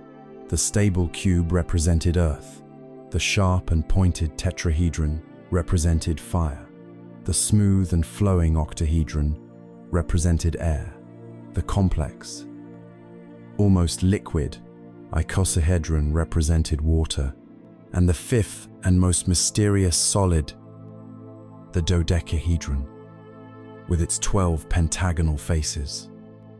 He assigned to the heavens themselves the ether or spirit that contained all the other elements. This was the ultimate expression of as above, so below. The very atoms of our physical reality, the elements that make up our bodies and our world, were believed to be constructed according to these divine, geometric thought forms, sacred geometry. Then is the divine blueprint of the universe. It is the static, silent architecture of God, the framework of form upon which all of physical reality is hung. It is a language that speaks not to the ears, but directly to the soul, reminding us of our own inner perfection and our connection to the divine order of all things. It is the pattern of being But a blueprint, no matter how sublime, is lifeless on its own. A perfect architectural drawing does not raise a single stone. What is the cosmic force, the dynamic energy that breathes life into these silent patterns? What is the power that sets this divine geometry vibrating, that speaks the word that causes the blueprint to leap into manifestation? The answer comes to us not as a shape, but as a sound. It is found in the fourth great tool of the ancient masters, the power of sound and mantras. We stand now in a great, silent cathedral of understanding. We have gazed upon the divine blueprint of sacred geometry, the intricate, crystalline patterns that form the very architecture of existence. We have seen how the universe is built upon a framework of sublime, silent order. But a blueprint, however perfect, is merely a potential. A cathedral, however magnificent, is lifeless without the sound of the choir to fill its resonant halls. The patterns of creation are static until they are infused with a dynamic, creative force. What is this force? What is the divine breath that animates the silent geometry of the cosmos, that sings the stars into being and brings life to the sacred forms? The answer comes not to the eye, but to the ear. It is the fourth great technology of the ancient masters, the power of sound and mantras. The deepest mystical traditions of our world are unanimous on one astonishing point: the universe was not created in silence. It was sung into existence. In the opening of the Gospel of John, we find the profound statement, "In the beginning was the Word, and the Word was with God, and the Word was God." The original Greek term used here is logos. This did not mean a word in the simple, semantic sense. It meant a divine utterance, a creative command, a rational, ordering principle expressed as a vibration. It was the first cause, spoken into the void. The Hindu scriptures, arguably the oldest on the planet, speak of a similar truth. They teach that the one, infinite consciousness of Brahman first manifested as a sound, a primordial vibration known as Om or Om. This sound is not considered a name for God. It is considered the sound of God, the ceaseless hum of the cosmic engine, the vibration from which all other vibrations, and therefore all forms, emerge. The universe, they knew, is a symphony, and sound is its conductor. This is a direct, practical extension of the principle of vibration. Sound is vibration made audible. It is the most direct and powerful way that we can experience and interact with the creative frequencies of the universe. For millennia, this idea was pure mysticism. But in our modern age, we have been gifted with a science that makes this ancient truth visible to our own eyes. It is the science of cymatics, a term derived from the Greek word kyma, meaning wave. Through the pioneering work of figures like Hans Jenny, we can now witness the raw, structuring power of sound. The experiments are as simple as they are breathtaking. Fine powders, like sand or lycopodium spores, are placed on a thin metal plate. A sound frequency is then introduced to the plate, causing it to vibrate. What happens next is nothing short of a miracle. The chaotic, Formless grains of sand do not simply bounce around. They instantly and spontaneously arrange themselves into stunningly precise and intricate geometric patterns.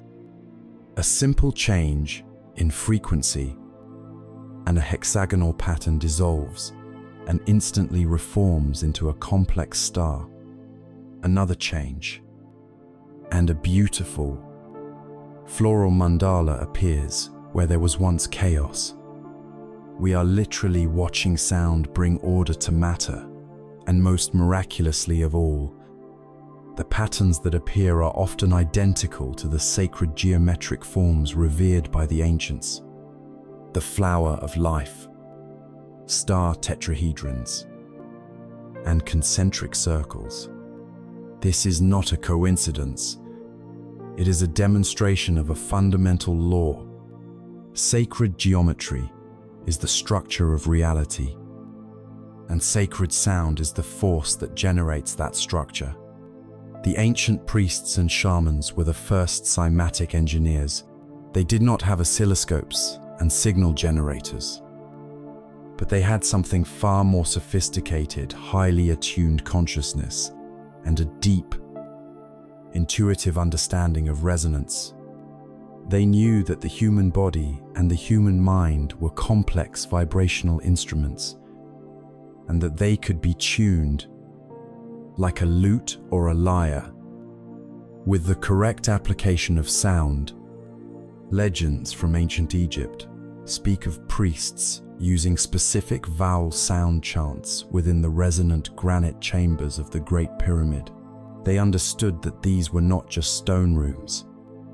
They were acoustic instruments on a colossal scale, designed to amplify sound and create powerful vibrational fields that could induce profound altered states of consciousness, facilitate healing, and perhaps even manipulate the properties of matter itself. In the spiritual traditions of India, this science was refined to an extraordinary degree. The sacred language of Sanskrit was not seen as a human invention, but as a divine revelation. The very sounds of its alphabet were considered to be the bija, or seed vibrations, of the elemental forces of nature. A mantra, therefore, is not a simple prayer or request. The word itself comes from two Sanskrit roots, man, meaning mind, and tra, meaning tool or instrument. A mantra is a mind tool. It is a specific formula of sacred sounds, a vibrational algorithm that, when repeated, creates a powerful resonant field that reorganizes the mental and emotional patterns of the practitioner and attunes them to the divine quality they wish to embody. To chant a mantra for peace is not to ask for peace. It is to generate the actual vibration of peace within your own being. We see the same technology at work in the soaring cathedrals of Europe. The Gregorian chants sung by monks were not just beautiful music. They were composed with a deep understanding of acoustics and sacred intervals. The sustained, droning notes and flowing melodies were engineered to quiet the analytical mind, entrain the heartbeats of the congregation into a coherent rhythm, and elevate the entire energetic atmosphere of the space into one of reverence and spiritual openness. It was a technology for creating a portal to the divine through the medium of sound. The most dramatic and startling legend of this sonic power comes to us from the Old Testament. In the story of the fall of Jericho, the story tells of the Israelites marching around the fortified city once a day for 6 days, in complete silence. On the 7th day, they circled the city 7 times. And then, at a single command, the priests blew their ram's horns and the entire assembly let out a great, unified shout, and the scripture tells us that the mighty stone walls of the city fell down flat to a modern mind, this is a myth or a miracle, but to a student of ancient vibrational science, it is an allegory for a profound technological truth. It describes the focused application of a coherent sound frequency, amplified by the collective, unified intention of thousands of people, directed with such intensity that it shattered the molecular bonds of the physical stone. It is the ultimate demonstration that sound, when properly understood and applied, holds the power of both sublime creation and awesome destruction. This ancient and powerful technology is not lost. It is not locked away in a pyramid or a monastery. Your most powerful sonic tool is with you right now. It is your own voice. The words you speak are not just puffs of air. Every syllable you utter is a physical vibration that ripples through every cell in your body and radiates out into the field around you. This is why spoken affirmations, when done correctly, are so much more powerful than simple positive thoughts. To think a thought is to create a mental vibration. To speak that thought aloud is to manifest it as a physical vibration, taking it one powerful step down the creative ladder, from the mental to the material. But the ultimate secret is to marry the sound with the feeling, the vibration with the emotion. An affirmation spoken mechanically has little power, but an affirmation spoken with deep, heartfelt conviction, an affirmation that you can feel resonating in your chest as a true statement, becomes a laser-like beam of creative energy. You are using your voice to tune the instrument of your body and mind to the frequency of the reality you choose to experience. You are performing your own sacred chant. You are singing your world into being. We now see that sacred geometry is the silent, static form, and sound is the dynamic, active force that breathes life into it. One is the architecture, the other is the music that resonates within it. But for this vibration, this sacred music, to travel from the source to the manifestation, it must pass through a medium. What is the invisible substance of the cosmos? The universal field that carries the vibration of a thought, a sound, or a mantra, and allows it to coalesce into a physical reality. The ancients had a name for this mysterious, all-pervading life force, and exploring it will take us to our next great discovery, the ether and prana. We have uncovered the sublime architecture of reality in sacred geometry and tuned into the creative force of the cosmos with the power of sound. We hold the blueprint and we understand the vibrational command that brings it to life. Yet, a crucial question remains. Through what medium does this creative command travel? When a sound is uttered, it must vibrate through a substance. When a thought is projected, its energy must ripple through a field. The space between you and your desire, between your mind and its manifestation, is not an empty void. The ancients knew that the universe is filled with a mysterious, invisible, and vital substance, an all-pervading energy field that is the very essence of life itself. To understand this medium is to understand how to consciously draw life force into our being. This brings us to the fifth great technology of the masters, the secret of the ether and prana.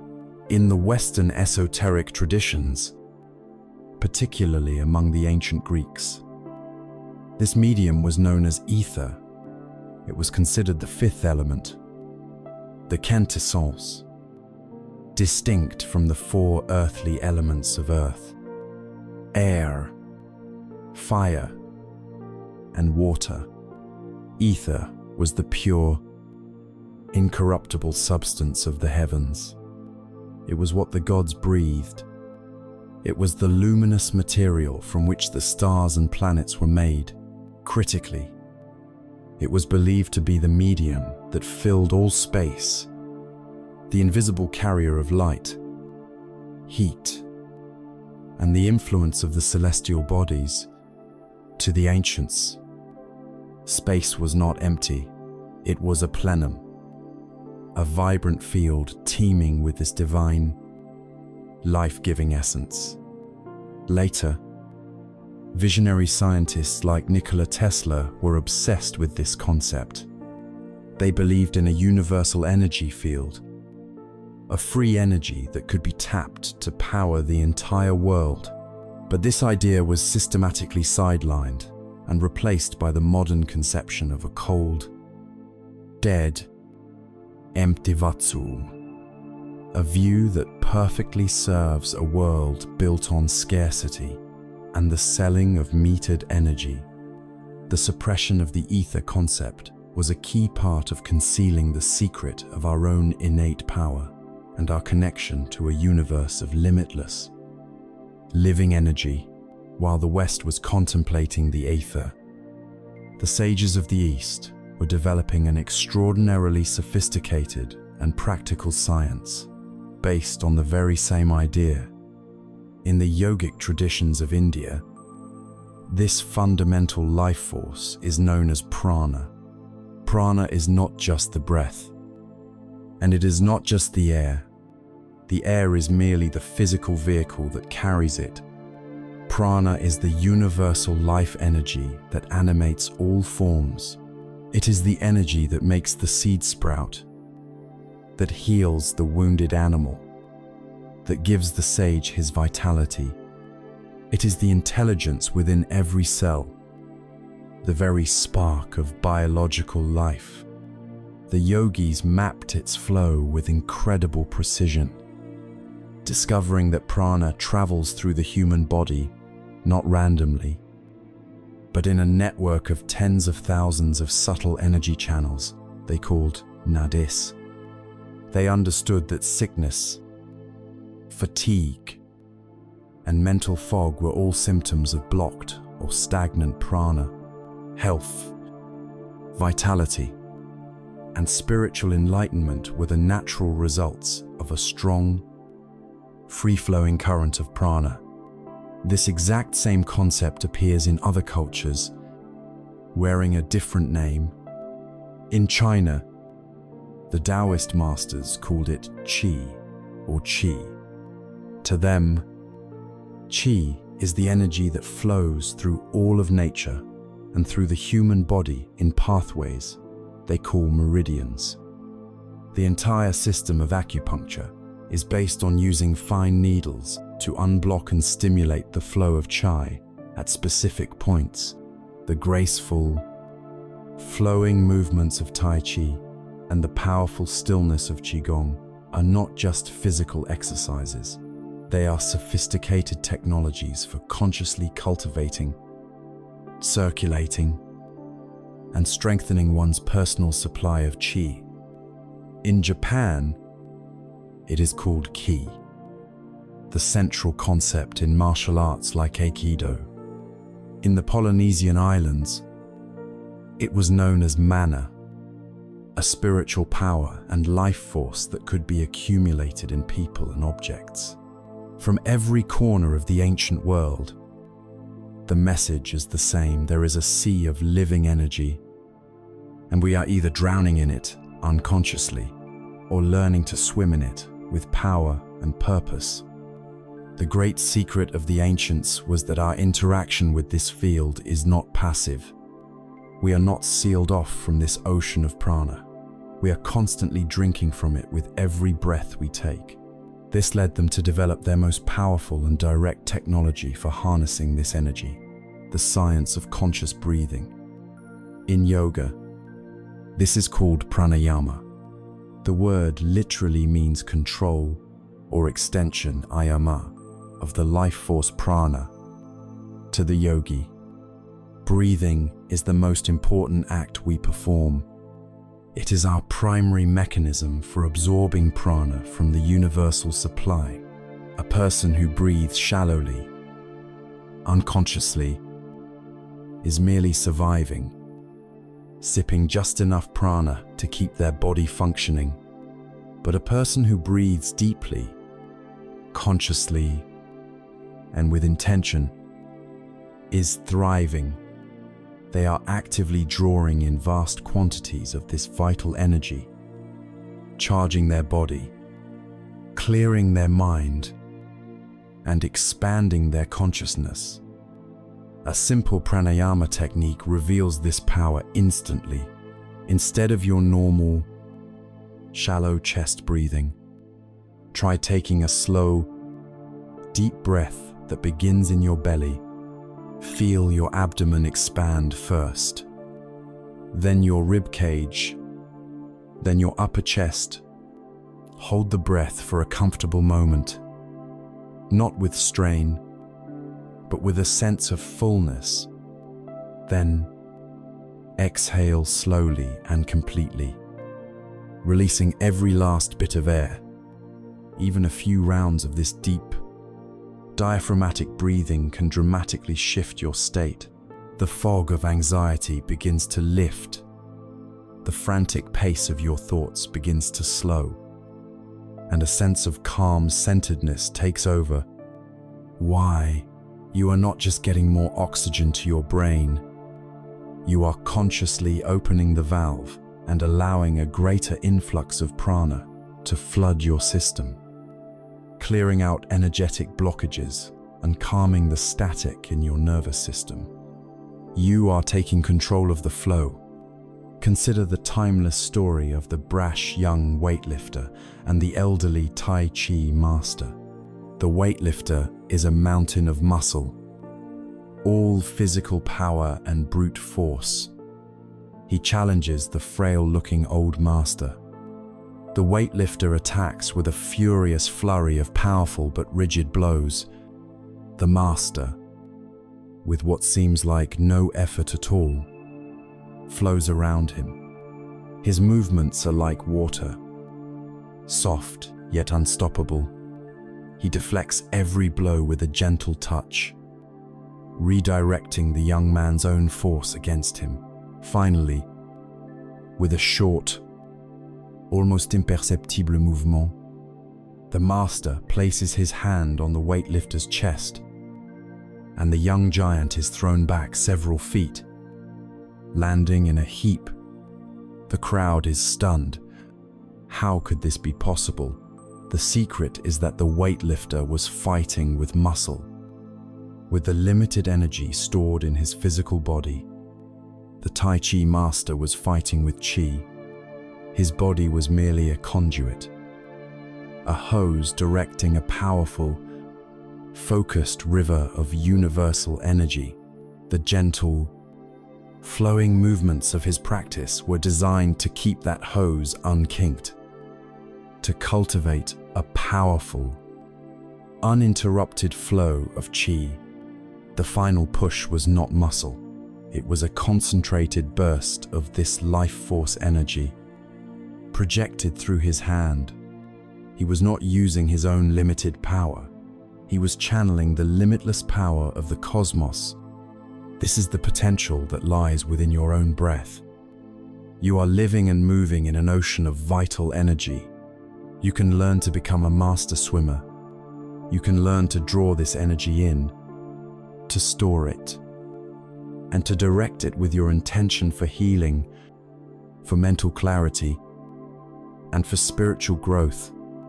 The ether, prana, Qi, it is all around you and within you, the lifeblood of the universe. By consciously breathing, you are claiming your birthright as a being of energy. But if breathing is the mechanism for drawing in this energy, what is the organ of perception? What is the center within us that is most attuned to its subtle currents? The seat of our intuition and our deepest knowing. To answer this, we must turn our attention away from the lungs and the mind and focus on the secret intelligence hidden within the rhythmic chamber of our own chest. We must explore the wisdom of the body's true sun, the intelligence of the heart. We have journeyed into the invisible ocean of the cosmos, learning to consciously breathe in the universal life force the ancients called prana, chai, or the ether. We now understand that we are not isolated beings, but are constantly immersed in and nourished by a sea of living energy. This realization is transformative, but it leads us to a vital, practical question. If we are constantly interacting with this energy, what is the organ of perception? What is the compass within us that can sense the subtle currents of this ocean, that can feel the truth of a situation, and that can guide us through the complexities of life? The modern world has taught us to place all our faith in the intricate, logical machinery of the cranial brain. We see the brain as the commander-in-chief, the seat of all intelligence, and in this worldview, the heart is relegated to a purely mechanical role, a magnificent but mindless pump, dutifully pushing blood through our veins. The ancients knew this was a profound and dangerous error. They knew that the heart was not the servant of the brain. They knew that the heart was the true sun of our inner solar system, the seat of a far deeper and more powerful intelligence. This is the sixth great technology of the masters, the secret of the intelligence of the heart. Nowhere was this understanding more central than in the civilization of ancient Egypt. To the priests and scribes of the Nile Valley, the heart, or IB, was the absolute center of a human being.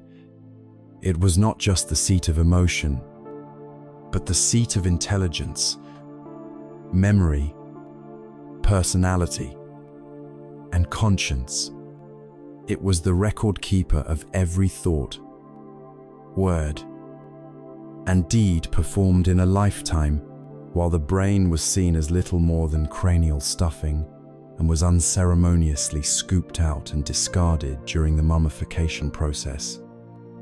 The heart was so precious that it was the only major organ carefully preserved and left within the body. Why? Because the Egyptians knew that the journey of the soul did not end with the death of the body, and in the great reckoning that awaited in the afterlife, the heart was the only witness that truly mattered. They described a breathtaking scene in the Hall of Two Truths, where the soul of the deceased would face its final judgment. Led by the jackal-headed god Anubis, the soul would stand before a great golden scale. On one pan of the scale, Anubis would place the IB, the heart of the deceased.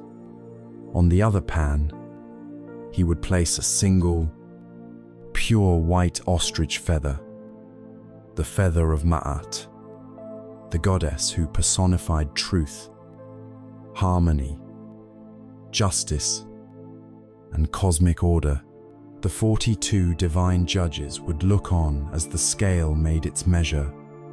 If the heart was heavy with deceit, hatred, regret, and selfishness, it would outweigh the feather and tip the scales.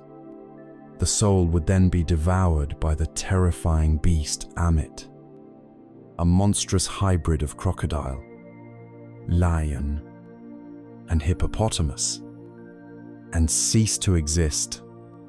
But if the heart was light, unburdened by evil, and filled with truth and compassion, it would balance perfectly against the feather. This soul would be declared true of voice and granted eternal life in the paradise of the field of reeds.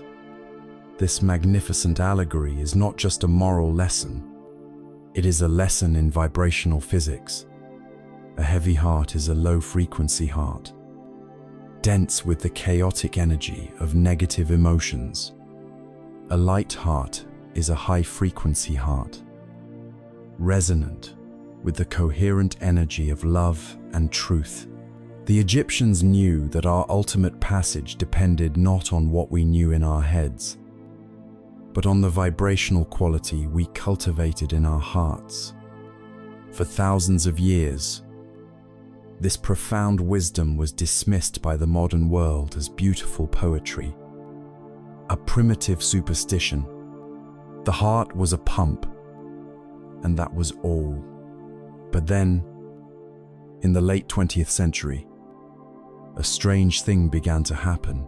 Our own cold, objective science, with its sophisticated sensors and computers, began to stumble upon evidence that confirmed what the Nile Valley priests had known all along. At pioneering institutions like the HeartMath Institute, researchers began to explore the heart, not just as a biological machine, but as an information processing center. And what they found has shattered the old paradigm. First, they discovered that the heart generates a colossal electromagnetic field, a radiant torus of energy that surrounds the body and extends several feet out in all directions. This field is not weak. It is immensely powerful, some 5,000 times stronger magnetically than the field produced by the brain. When you feel a person's vibe, you are not imagining it. You are literally standing within their heart's electromagnetic broadcast, and your own nervous system is decoding the emotional information it carries. Second, they found that the heart has its own intricate, independent nervous system, a network of some 40,000 neurons that has been aptly nicknamed the little brain in the heart. This neural network allows the heart to sense, process information, learn, and remember, all without any input from the cranial brain. And most astonishingly of all, they discovered that the communication between the heart and the brain is not a one-way street commanded by the head. In fact, the heart sends far more signals to the brain than the brain sends to the heart. The entire emotional and hormonal landscape of the body is largely governed by the signals originating from the heart.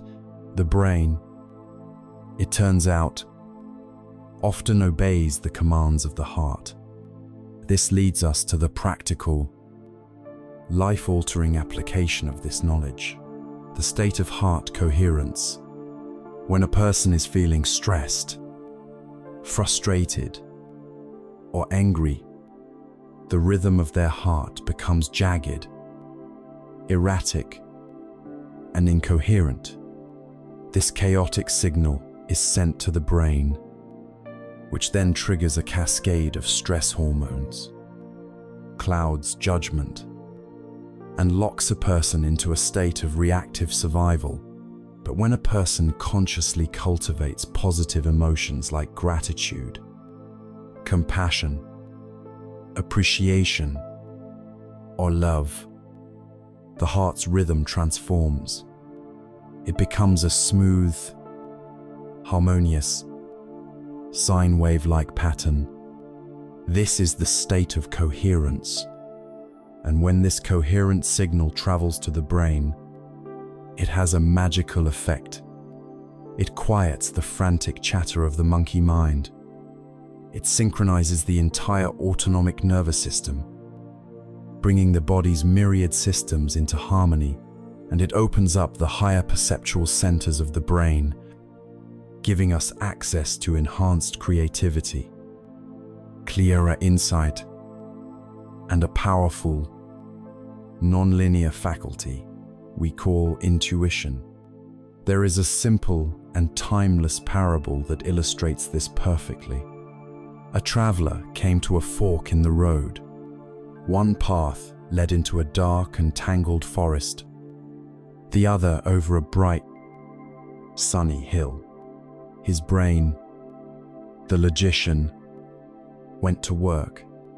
It analyzed every variable. The forest path was shorter, but it could harbor dangerous animals. The hill path was longer and more exposed to the elements, but it seemed safer. The brain weighed the pros and cons, created lists and scenarios, and soon became utterly paralyzed by the complexity of the choice. It was trapped in a loop of analysis, remembering an ancient teaching. The traveler stopped. He ignored the clamor of his thoughts, closed his eyes, and placed his hand over his heart. He took 3 slow, deep breaths, and instead of asking which path is more logical, he silently asked his heart, "Which path is mine? Which path leads to my highest good?"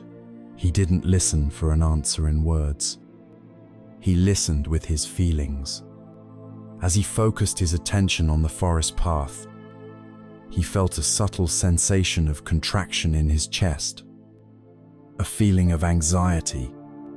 Then he turned his attention to the sunny path over the hill. Instantly, he felt a gentle sense of warmth, of expansion, of peace. It was a clear, non-verbal yes. Without a second thought, he followed the path of his heart and found that it led him not only to his destination, but to a beautiful, unexpected vista he never would have discovered otherwise. This is the intelligence of the heart. It is your built-in compass for navigating the mental universe. It speaks not in words, but in the language of feeling, of resonance, of expansion and contraction. It is the center through which we perceive the subtle flow of prana and chi. By learning to quiet the mind and listen to the wisdom of the heart, we align ourselves with the truth of our own soul and the harmonious order of the cosmos. The heart is the seat of our truest intelligence, and this heart-centered awareness is the key that unlocks the next great chamber of our inner temple, the vast and mysterious realm that holds the automatic programming of our lives.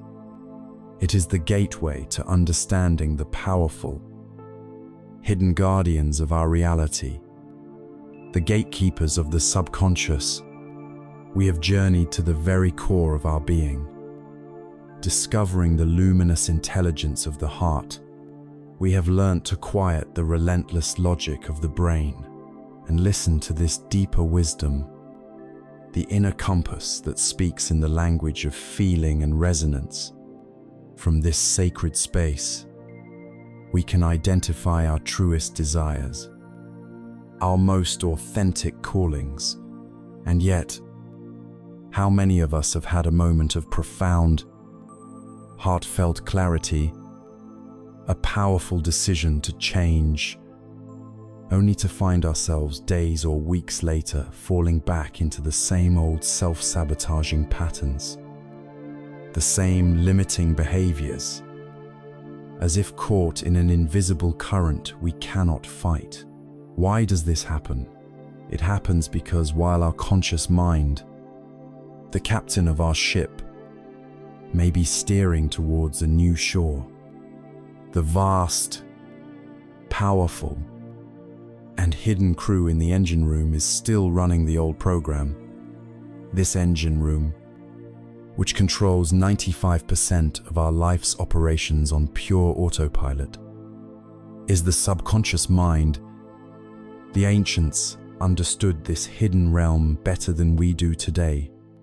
They knew that to truly change your reality, you must learn to speak the language of its powerful, hidden custodians, the gatekeepers of the subconscious. The modern terms subconscious and unconscious are relatively new, born from the psychological explorations of figures like Freud and Jung. But the concept itself is as ancient as humanity.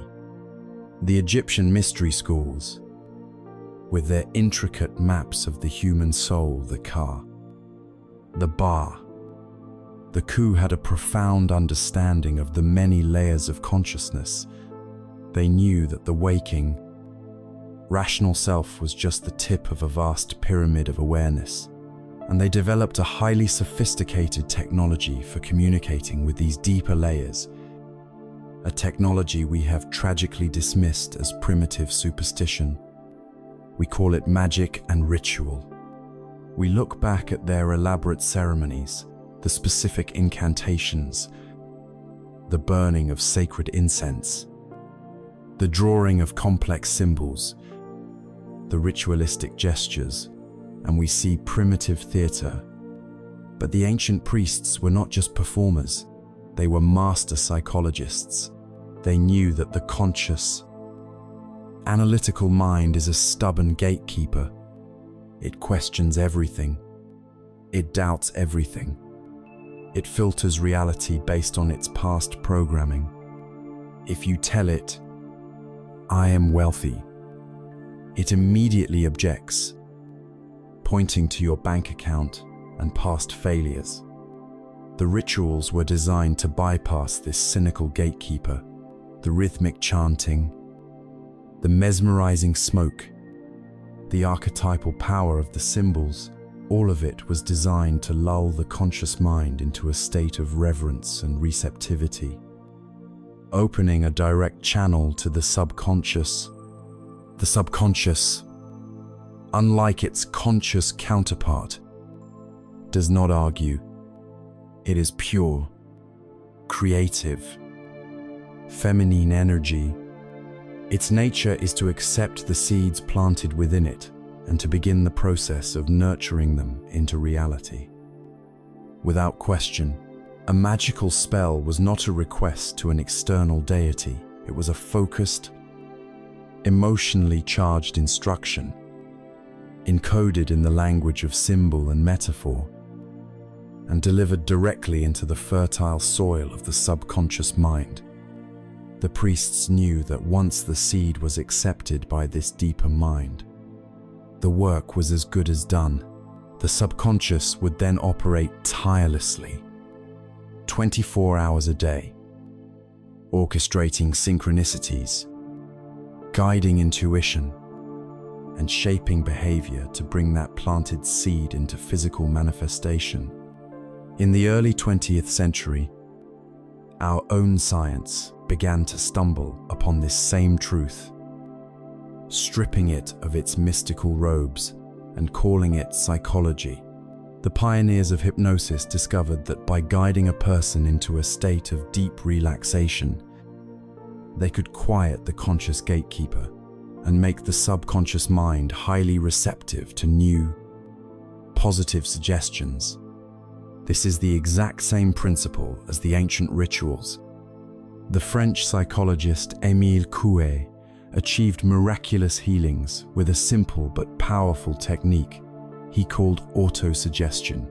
He instructed his patients to repeat the phrase, "Every day, in every way, I am getting better and better," in a drowsy, passive state each morning and night. He was, in effect, teaching them a simple, modern mantra, a spell to reprogram their own subconscious belief about their health. And it worked with astonishing success because he had rediscovered the ancient secret. The subconscious learns best when the conscious mind is out of the way. This leads us to the most practical and potent secret of all.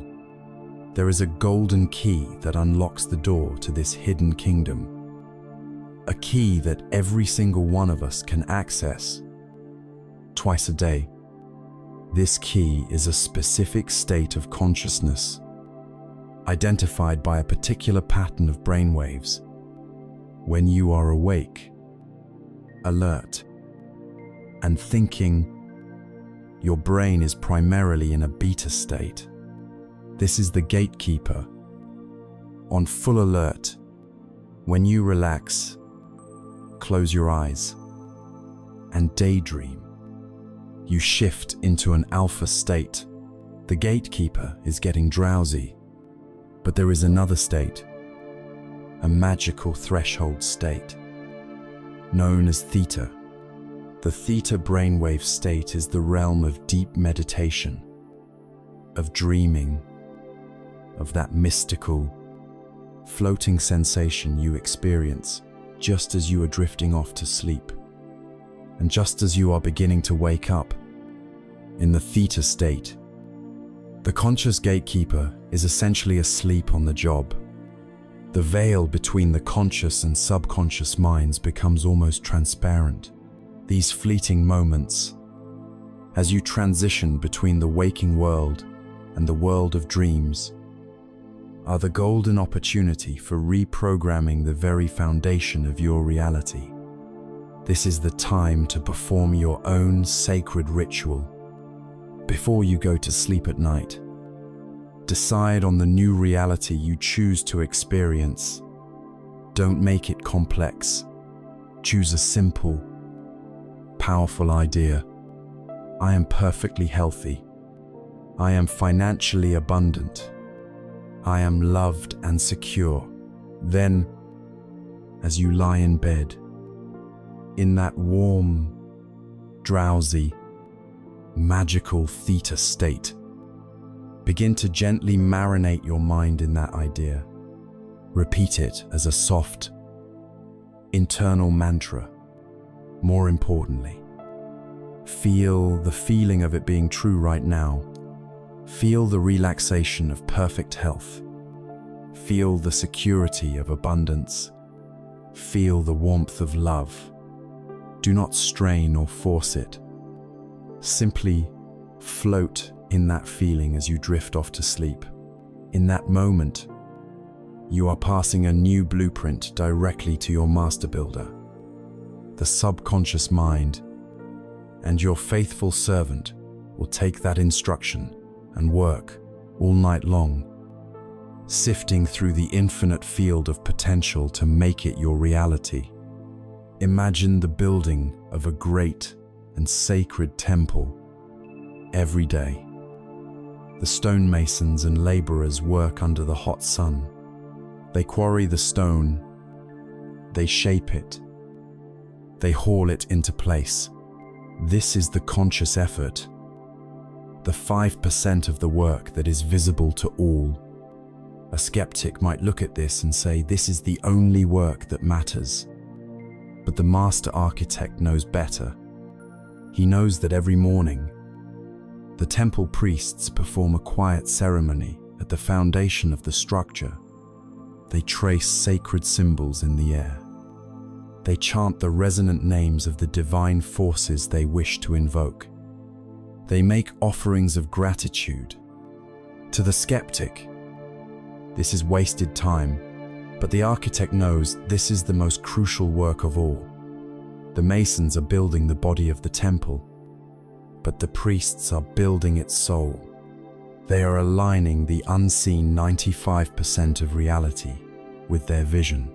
They are informing the subconscious mind of the universe of their grand intention, ensuring that accidents are averted, that supplies arrive on time, that the workers are filled with inspiration, and that the finished structure is not merely a pile of stones, but a living, breathing house of God, blessed and protected by the very forces of creation.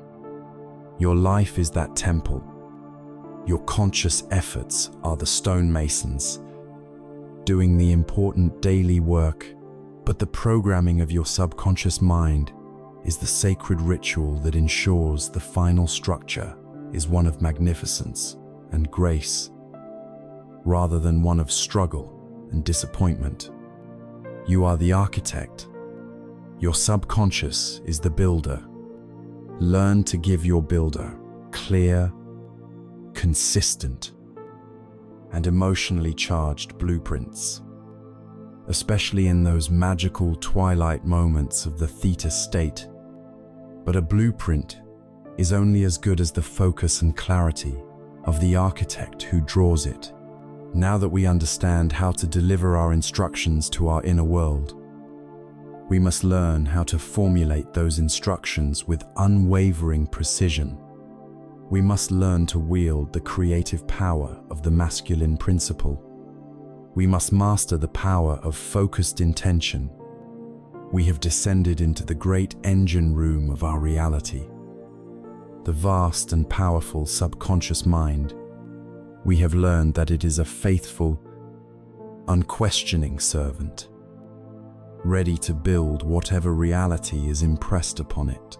We have discovered the golden theta state moments in which we can deliver our new blueprints directly to this master builder. And yet, this knowledge is only half of the equation. The most fertile soil in the world cannot produce a magnificent oak tree from a weak or broken acorn.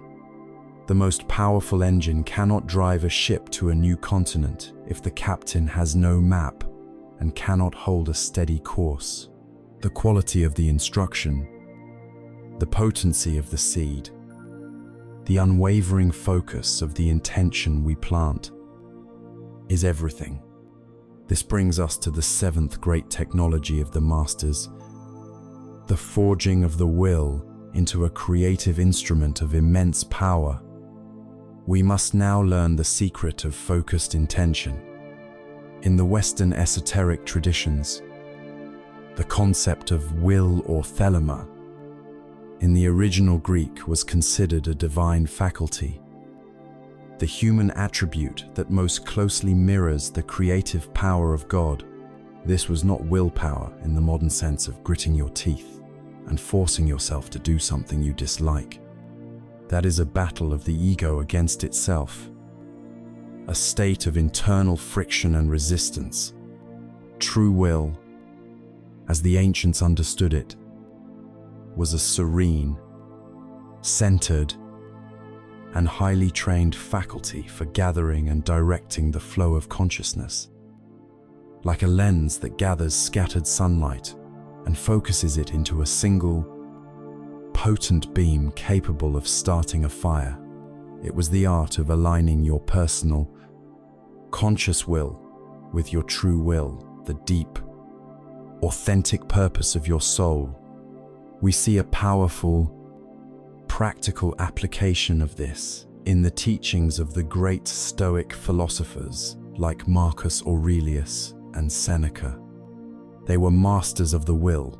Their central practice was what is now called the dichotomy of control, a relentless training of the mind to focus its energy only on what was within its power, its own thoughts, its own judgments, its own actions, and to cultivate a serene indifference to all that was outside its power, such as the opinions of others, the state of the economy, or even the health of one's own body.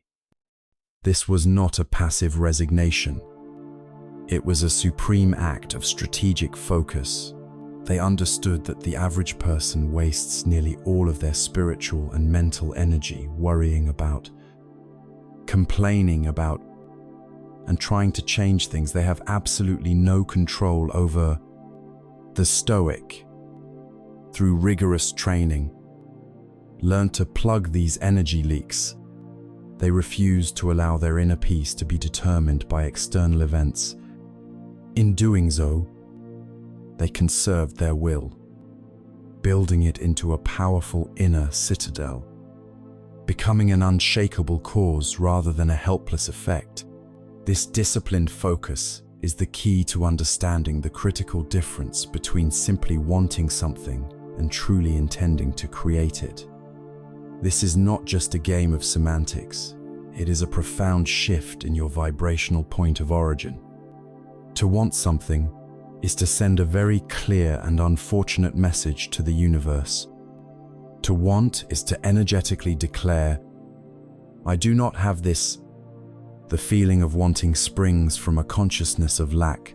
When you say, "I want to be wealthy," The powerful emotional energy behind that statement is the feeling of not being wealthy. You are broadcasting the frequency of lack, and the law of vibration, in its perfect and impersonal wisdom, can only return to you more circumstances that match that frequency of lack. Wanting is the prayer of the ego, and it is a prayer that paradoxically reinforces the very condition you wish to escape. True intention, however, comes from a completely different place.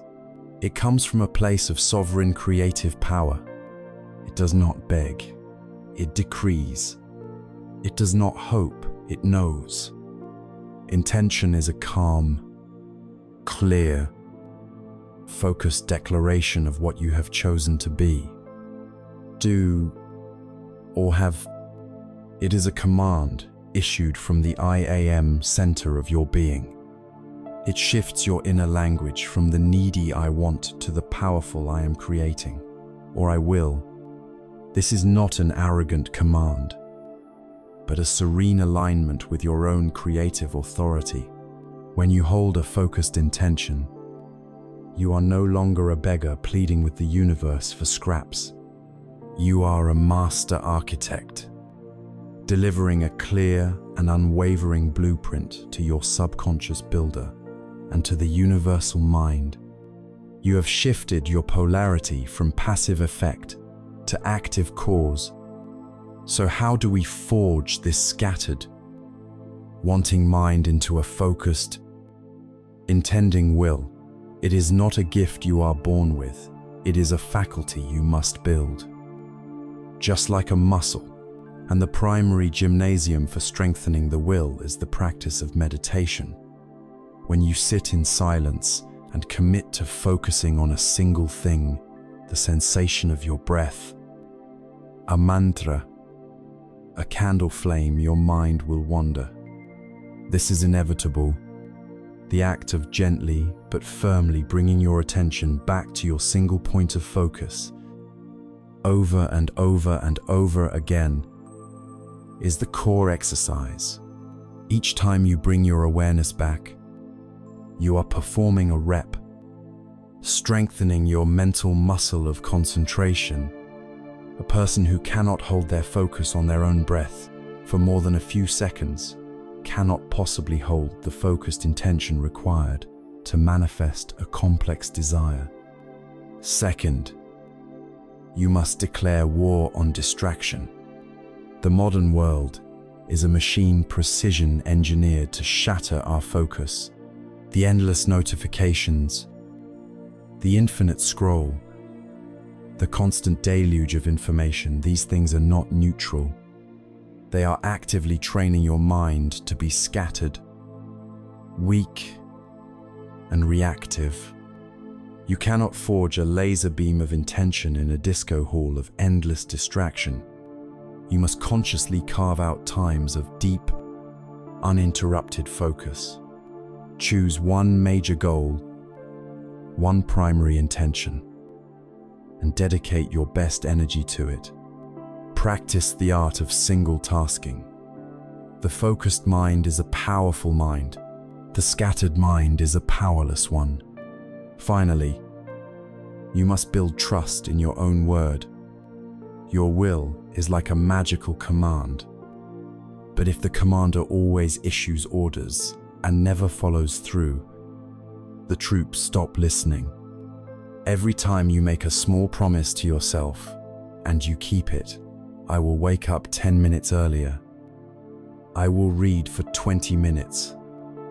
I will not check my phone. After 9 p.m., you add a small grain of power to your will. You are teaching yourself that your word is law. Every time you break a promise to yourself, you weaken your will and teach yourself that your intentions are meaningless. Start small. Build a chain of kept promises, and your will shall become an unbreakable force. There is a classic parable that perfectly describes the levels of this mastery. It is the story of 3 archers. The first is a novice. He stands before the target range and excitedly shoots his arrows in every direction. He is full of desire, hoping to hit anything, celebrating random chance as a success. This is the scattered mind, driven by 1,000 fleeting wants. The second archer is an apprentice. He has learned discipline. He approaches the line, quiets his breath, clears his mind, and focuses his entire attention on a single target. He aims with care and lets his arrow fly with purpose. This is the developing will, learning to focus its energy on a chosen goal. The third archer is the master. He approaches the line and becomes perfectly still. He does not just look at the target. Through an act of supreme focus, he merges his consciousness with it. He feels the grain of the wood, the paint of the bullseye. In his mind, the arrow has already flown, its path perfect, its destination certain. He can already feel the satisfying thud as it strikes the dead center. The physical act of drawing the bow and releasing the string is now just a formality, a final, graceful motion that allows the physical world to catch up with the reality he has already created in his mind. This is the power of a perfectly focused intention. This is the masculine energy of creation, the potent, directive force that gives your desires form and purpose. It is the art of transforming a vague wish into a powerful, undeniable cause. But what happens next, after the master archer has loosed his arrow with perfect intent? What does he do? Does he run after it, anxiously trying to adjust its course mid-flight? No. He stands still. He holds his form, and he trusts the unwavering laws of physics to do their work. This brings us to the great paradox of creation, the final and most subtle art. After the intense focus of the will, we must learn the delicate and powerful practice of letting go. We must learn the art of surrender. We have stood in the forge of the soul and learned to hammer our will into a laser of focused intention. We have learned to move from the weak, scattered energy of wanting to the sovereign, creative power of intending. We understand now how to craft the perfect seed, the divine blueprint of the reality we choose to create. We have aimed our arrow and drawn back the bowstring with unwavering focus. And now we come to the most subtle, the most paradoxical, and for many, the most difficult art in the entire process of creation. After all the intense focus, all the disciplined will, we must now do something that feels completely counterintuitive. We must let go. We must release the arrow, and with it, release our control, our attachment, and our anxiety.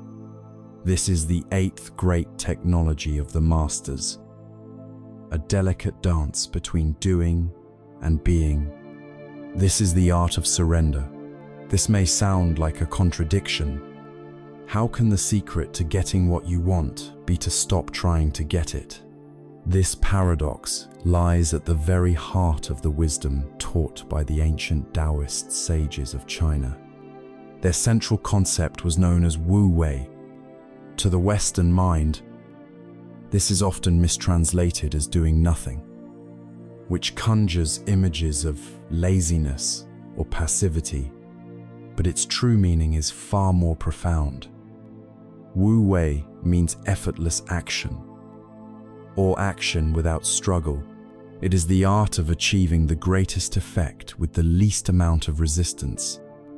It is the wisdom of the boatman who, instead of frantically rowing against the river's current, hoists a sail to catch the wind, and sets his rudder to steer.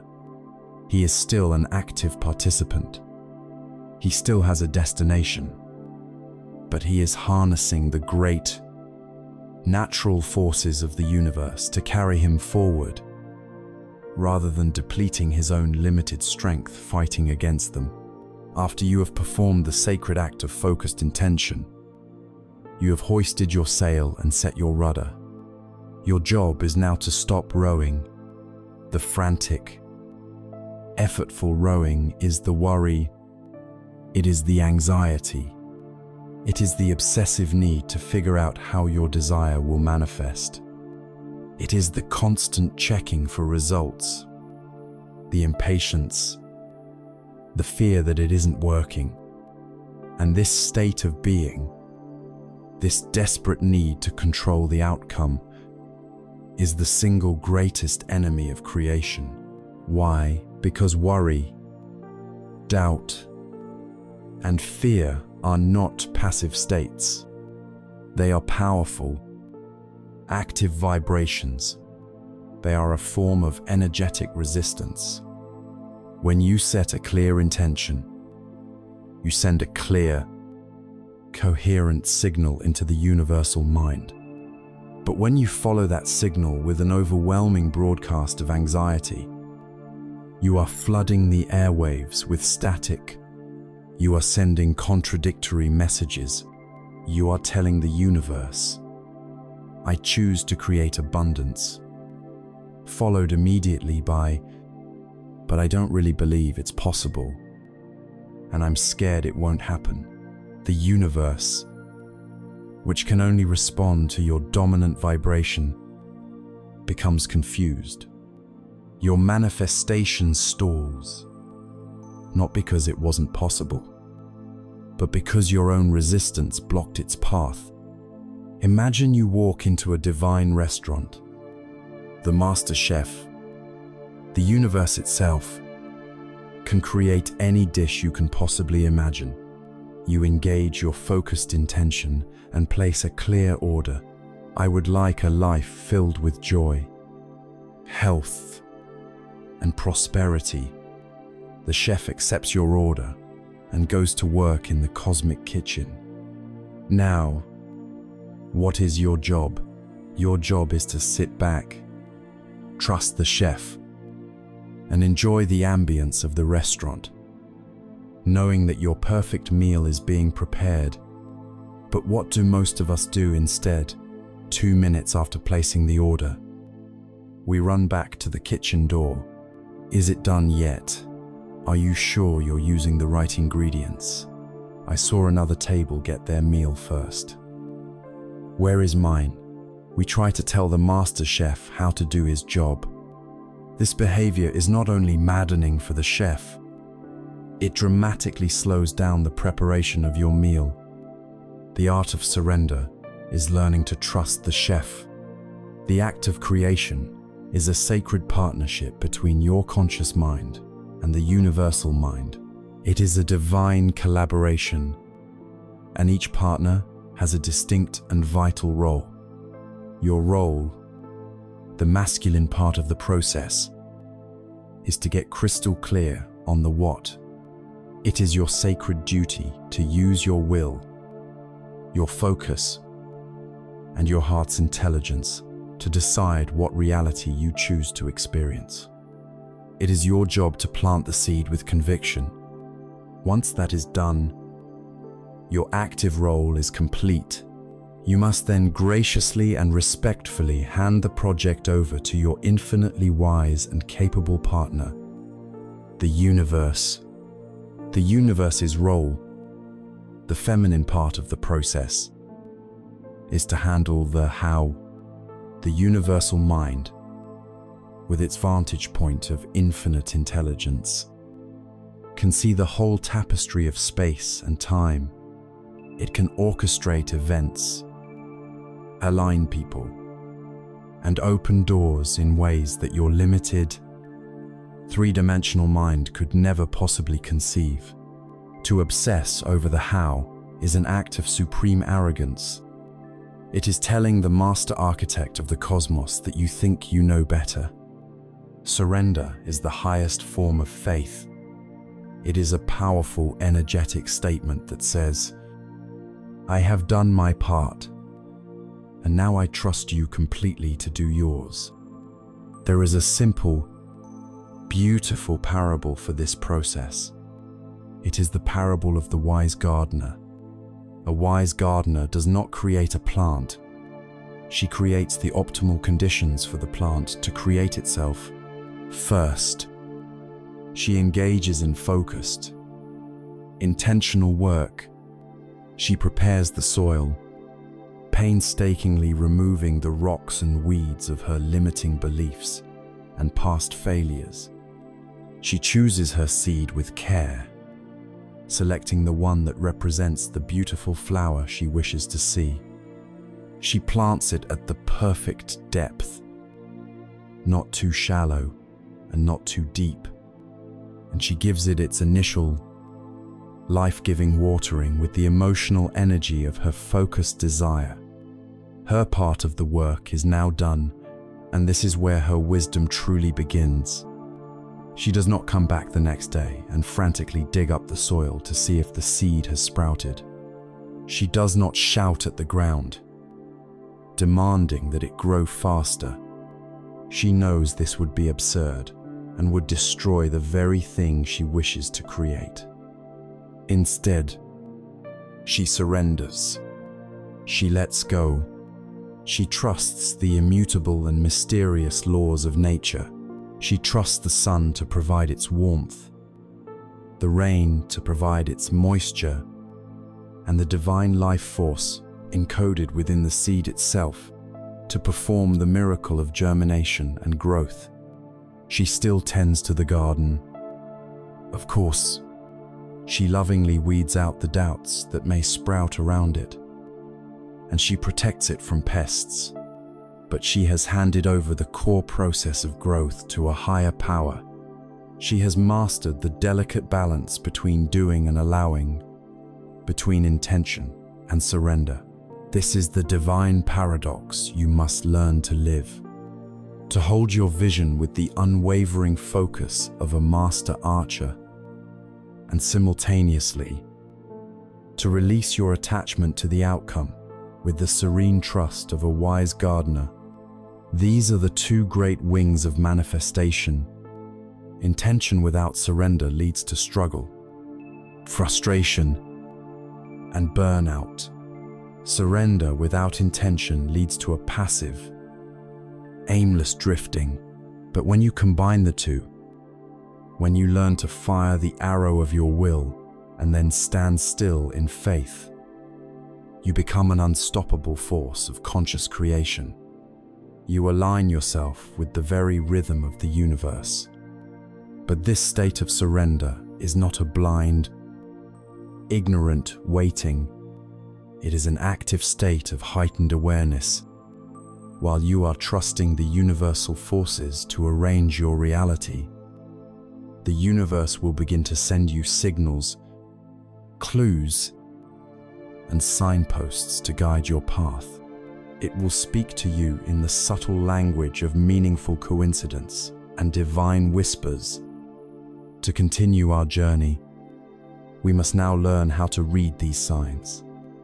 We must learn the language of synchronicity and omens. We have now arrived at a place of profound power and delicate balance. We have learned to forge our will into a focused, unwavering intention, firing the arrow of our desire into the heart of the universal mind. And we have learned the subtle and sacred art of surrender, the wisdom of letting go of the bowstring, of trusting that the immutable laws of creation will guide the arrow to its mark. But this state of surrender is not a blind, empty void of waiting. It is not a passive state of ignorance. It is an active state of heightened perception, of watchful awareness. It is a time for listening, for once you have sent your clear signal out into the cosmos begins to send signals back it begins to whisper to you, to nudge you, to leave a trail of cosmic breadcrumbs for you to follow. This is the ninth great technology of the Masters. Learning to read the signposts of reality, learning the sacred language of synchronicity and omens. To the modern, rational mind, the world is a collection of random, disconnected events. A chance encounter is just a chance encounter. A bird flying past a window is just a bird. A song on the radio is just a song. But the ancients lived in a fundamentally different reality. They lived in an enchanted world, a world that was alive, intelligent, and constantly communicating. They knew that there were no truly random events. Everything was a potential message, a piece of a divine conversation, if one only had the wisdom to interpret it. The great Roman civilization would not launch a military campaign or begin a major state project without consulting the augurs. Priests whose sacred duty was to read the omens in the flight patterns of birds. Were they merely superstitious, or were they highly attuned observers? Men who understood that the natural world, being more sensitive to the subtle energetic currents of the universe, would often signal future events before they became apparent to the clouded human mind in ancient Greece. People from all corners of the known world would make the arduous pilgrimage to the temple of Apollo at Delphi. They would come to ask their most pressing questions of the oracle. A high priestess who would enter a trance state and channel cryptic, often poetic answers from the divine. The very existence of such an institution was founded on a core belief that the universe is intelligent, that it knows the past, present, and future, and that it is willing to communicate with us if we approach it with reverence and an open heart. This was a world of meaning, a world where every rustle of the leaves, every pattern in the clouds, every chance meeting was a potential omen, a signpost on the great journey of life. For centuries, this worldview was relegated to the dustbin of mythology. And then, one of the greatest minds of the 20th century, the brilliant Swiss psychiatrist Carl Jung, gave this ancient art a modern name and a psychological framework. He called it synchronicity, after observing countless instances of it in his patients' lives and his own. Jung defined synchronicity as a causal connecting principle. It describes the phenomenon of two or more events that are not causally related. One does not cause the other, yet their occurrence together is deeply meaningful to the person who experiences it. It is a coincidence that is so improbable and so relevant to your inner state that it strikes you with a sense of wonder and numinous significance. It feels like the universe has just winked at you. You have almost certainly experienced this yourself. You are wrestling with a difficult decision, feeling completely lost, and you happen to open a book to a random page, and the words you read are the perfect piece of advice you needed to hear. You think of a friend you haven't spoken to in a decade, and 5 minutes later, your phone rings, and it is them. You have a passionate new business idea but need a specific skill set you don't possess, and the very next day, you are introduced to a stranger at a party who just happens to be an expert in that exact field. These are not mere coincidences. These are synchronicities. They are the physical manifestations of the unseen energetic alignments that are occurring in response to your intention. They are the universe's feedback mechanism. Once you set a powerful intention and then surrender it, the universal mind goes to work, rearranging the energetic and material matrix of your reality. Synchronicities are the first visible signs that this great work is underway. They are the universe's way of communicating with you, of saying, "Message received. The process has begun. You are on the right path. Keep going," or sometimes they serve as a gentle course correction, a signpost pointing you in a slightly different direction that will lead to an even better outcome than you had originally imagined.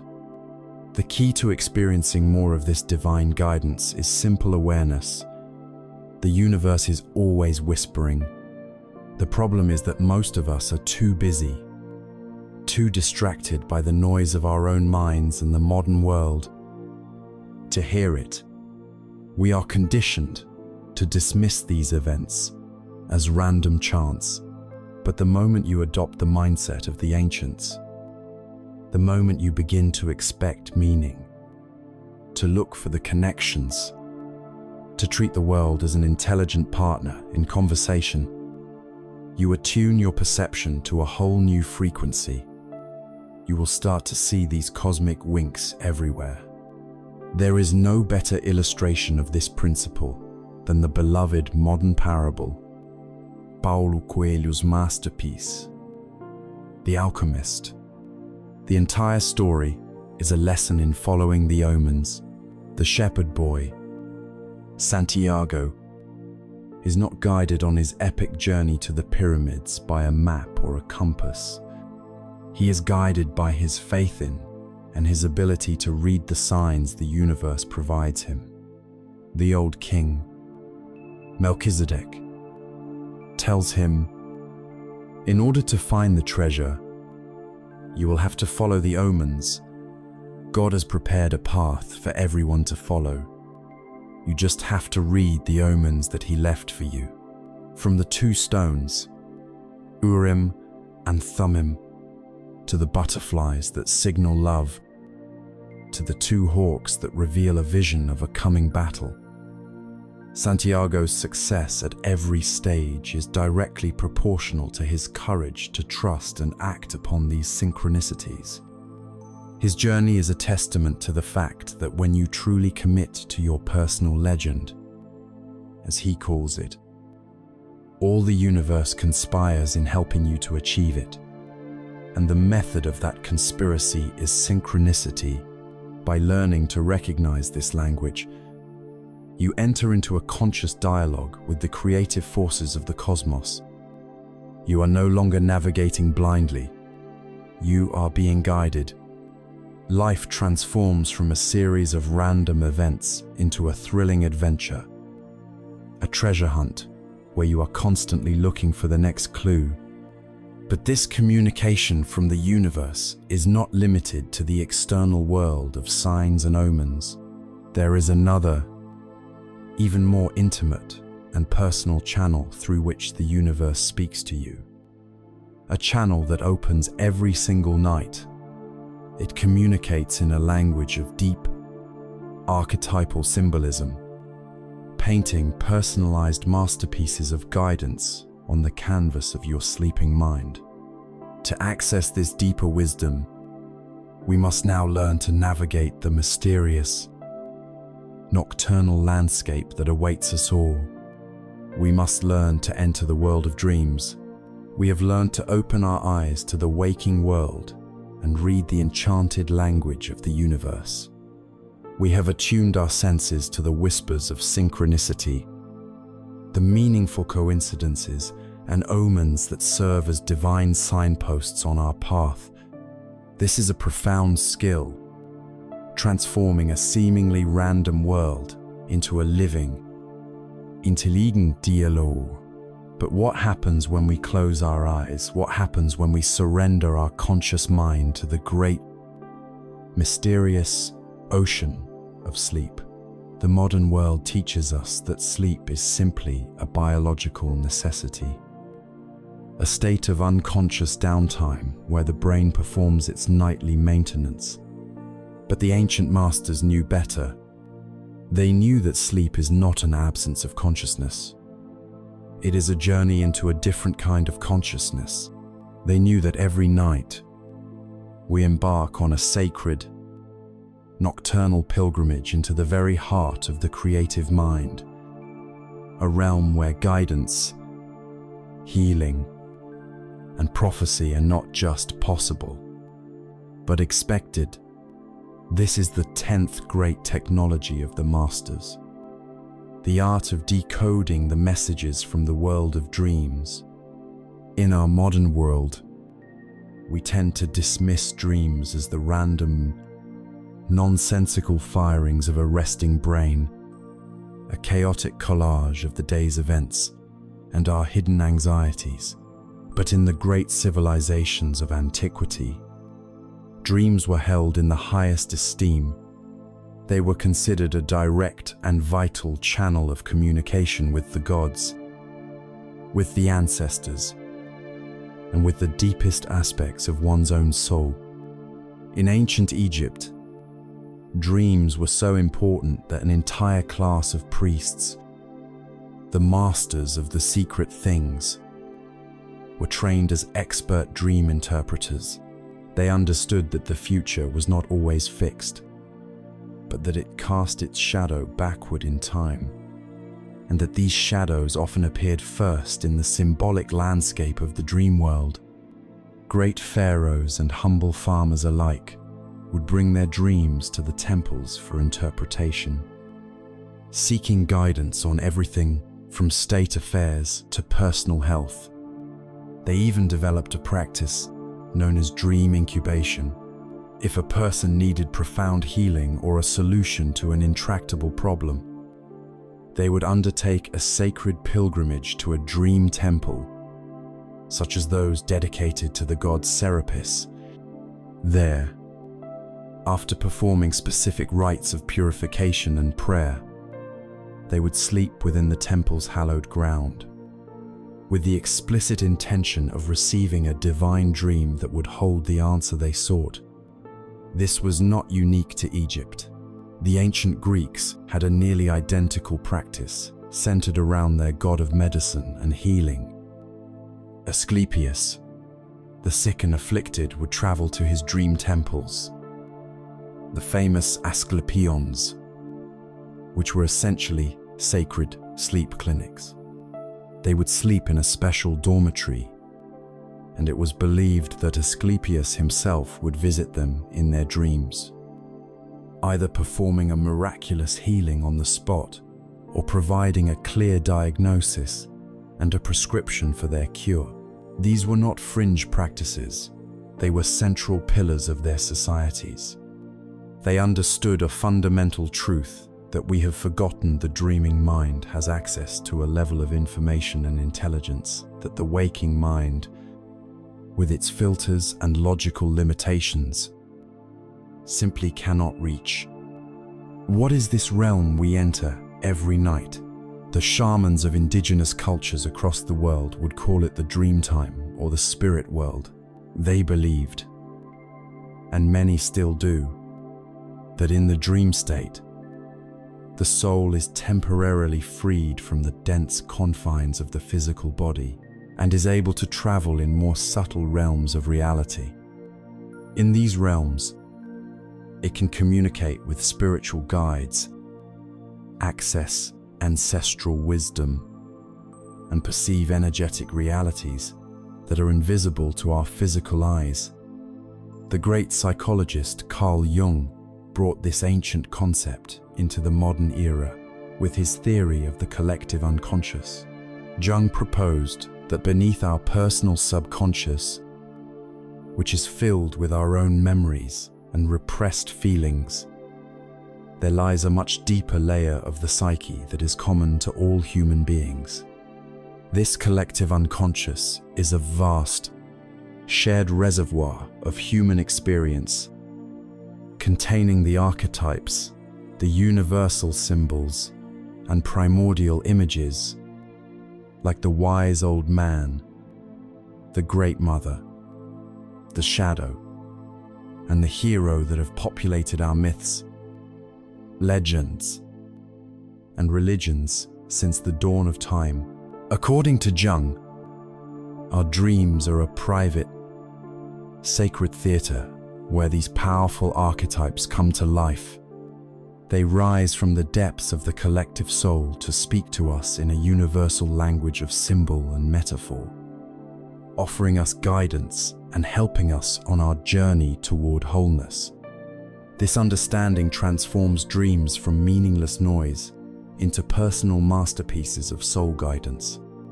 A dream is a letter from your deepest self, written in a language that predates words.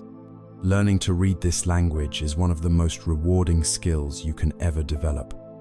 And the first, most crucial step is simply to change your intention. You must stop dismissing your dreams. You must decide that they are valuable, that they hold wisdom for you, and that you are now ready to listen. Before you go to sleep, set a clear intention tonight. I will remember my dreams, and I will understand their message. This simple act signals to your subconscious mind that the communication channel is now open and that you are paying attention. The second and most practical step is to keep a dream journal. Keep a notebook and pen right beside your bed. The moment you awaken, before you even move a muscle or open your eyes fully, try to grasp the fading threads of your dream. Write down anything and everything you can remember. No matter how strange or fragmented it seems, write down the feelings, the colors, the characters, the locations. Do not try to interpret it immediately. The goal is simply to anchor the dream in the physical world before it evaporates in the light of day. This act of writing is a sacred act of respect. It tells your inner self, I hear you, your messages are important to me. And the more you honor your dreams in this way, the more vivid, detailed, and meaningful they will become as you begin to record your dreams. You will notice that they often fall into several categories. There are the simple processing dreams, where your mind is clearly just sorting through the events and stresses of the previous day. But then there are the symbolic dreams, the truly profound messages from the subconscious. In these dreams, every element is a metaphor. If you dream of a house, you may be dreaming of your own self, the different rooms representing different aspects of your personality. The basement representing your subconscious. If you dream of water, you are likely dealing with the realm of your emotions. Is the water clear and calm, or is it dark and stormy? And then there are the rare and powerful guidance dreams, or even precognitive dreams, where the message is stunningly direct, providing a clear solution to a problem, a warning of a future event, or a profound feeling of peace and reassurance. Consider the biblical story of Joseph, sold into slavery in Egypt. He did not rise to power because he was the strongest or the wealthiest. He rose to become the second most powerful man in the kingdom because he possessed a single, invaluable skill. He could interpret dreams. When the Pharaoh himself was troubled by a dream of 7 fat cows being devoured by 7 skinny cows, a dream that baffled all his other advisors, Joseph recognized it for what it was. It was not a random nightmare. It was a divine communication, a symbolic weather forecast for the entire nation. He interpreted it as a prophecy of 7 years of great abundance, to be followed by 7 years of devastating famine. By heeding the message of this dream, by treating it as sacred intelligence, Joseph was able to devise a plan that saved Egypt from starvation. Your dreams are your personal Pharaoh's dream. They are your private, nightly intelligence briefing from the deepest, wisest part of your being. They are the universe's most intimate way of speaking directly to you. They reveal your hidden fears. They illuminate your highest potentials, and they offer solutions that your logical mind could never conceive. They show us that our consciousness is a far grander, more mysterious, and more mobile thing than we have been led to believe. It can operate independently of the waking mind. It can travel to other realms of information, and it can exist in a state of pure, symbolic awareness. This very fact, demonstrated to us every single night, serves as the perfect stepping stone to confronting the greatest human mystery of all. If our consciousness can so easily detach from our waking reality in sleep, what does that tell us about its ability to endure the ultimate detachment we call death?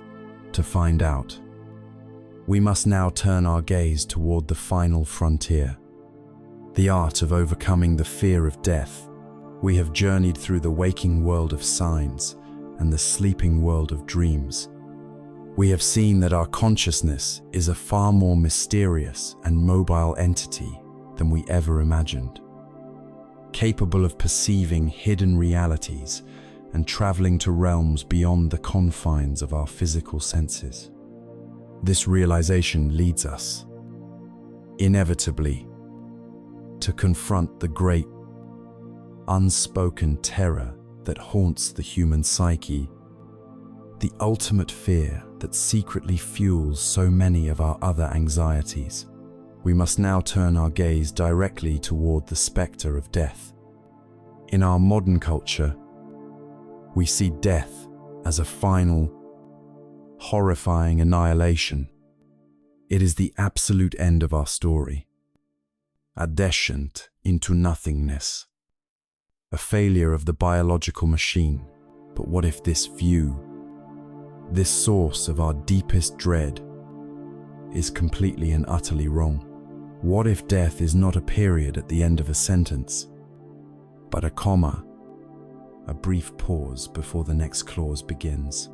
The ancient masters did not just believe this was true, they knew it. And they have left us their travel guides for the soul's greatest journey. This is the 11th great technology of the masters, the profound art of overcoming the fear of death. The most powerful testaments to this ancient understanding are two of the most misunderstood books in all of human history, the so-called Egyptian and Tibetan books of the dead. Their modern titles are deeply misleading, for they are not morbid chronicles about the state of being dead.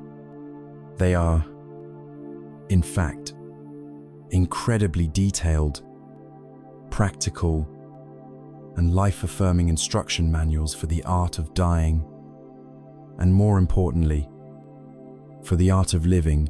The true name of the Egyptian text, when translated, is the Book of Coming Forth by Day.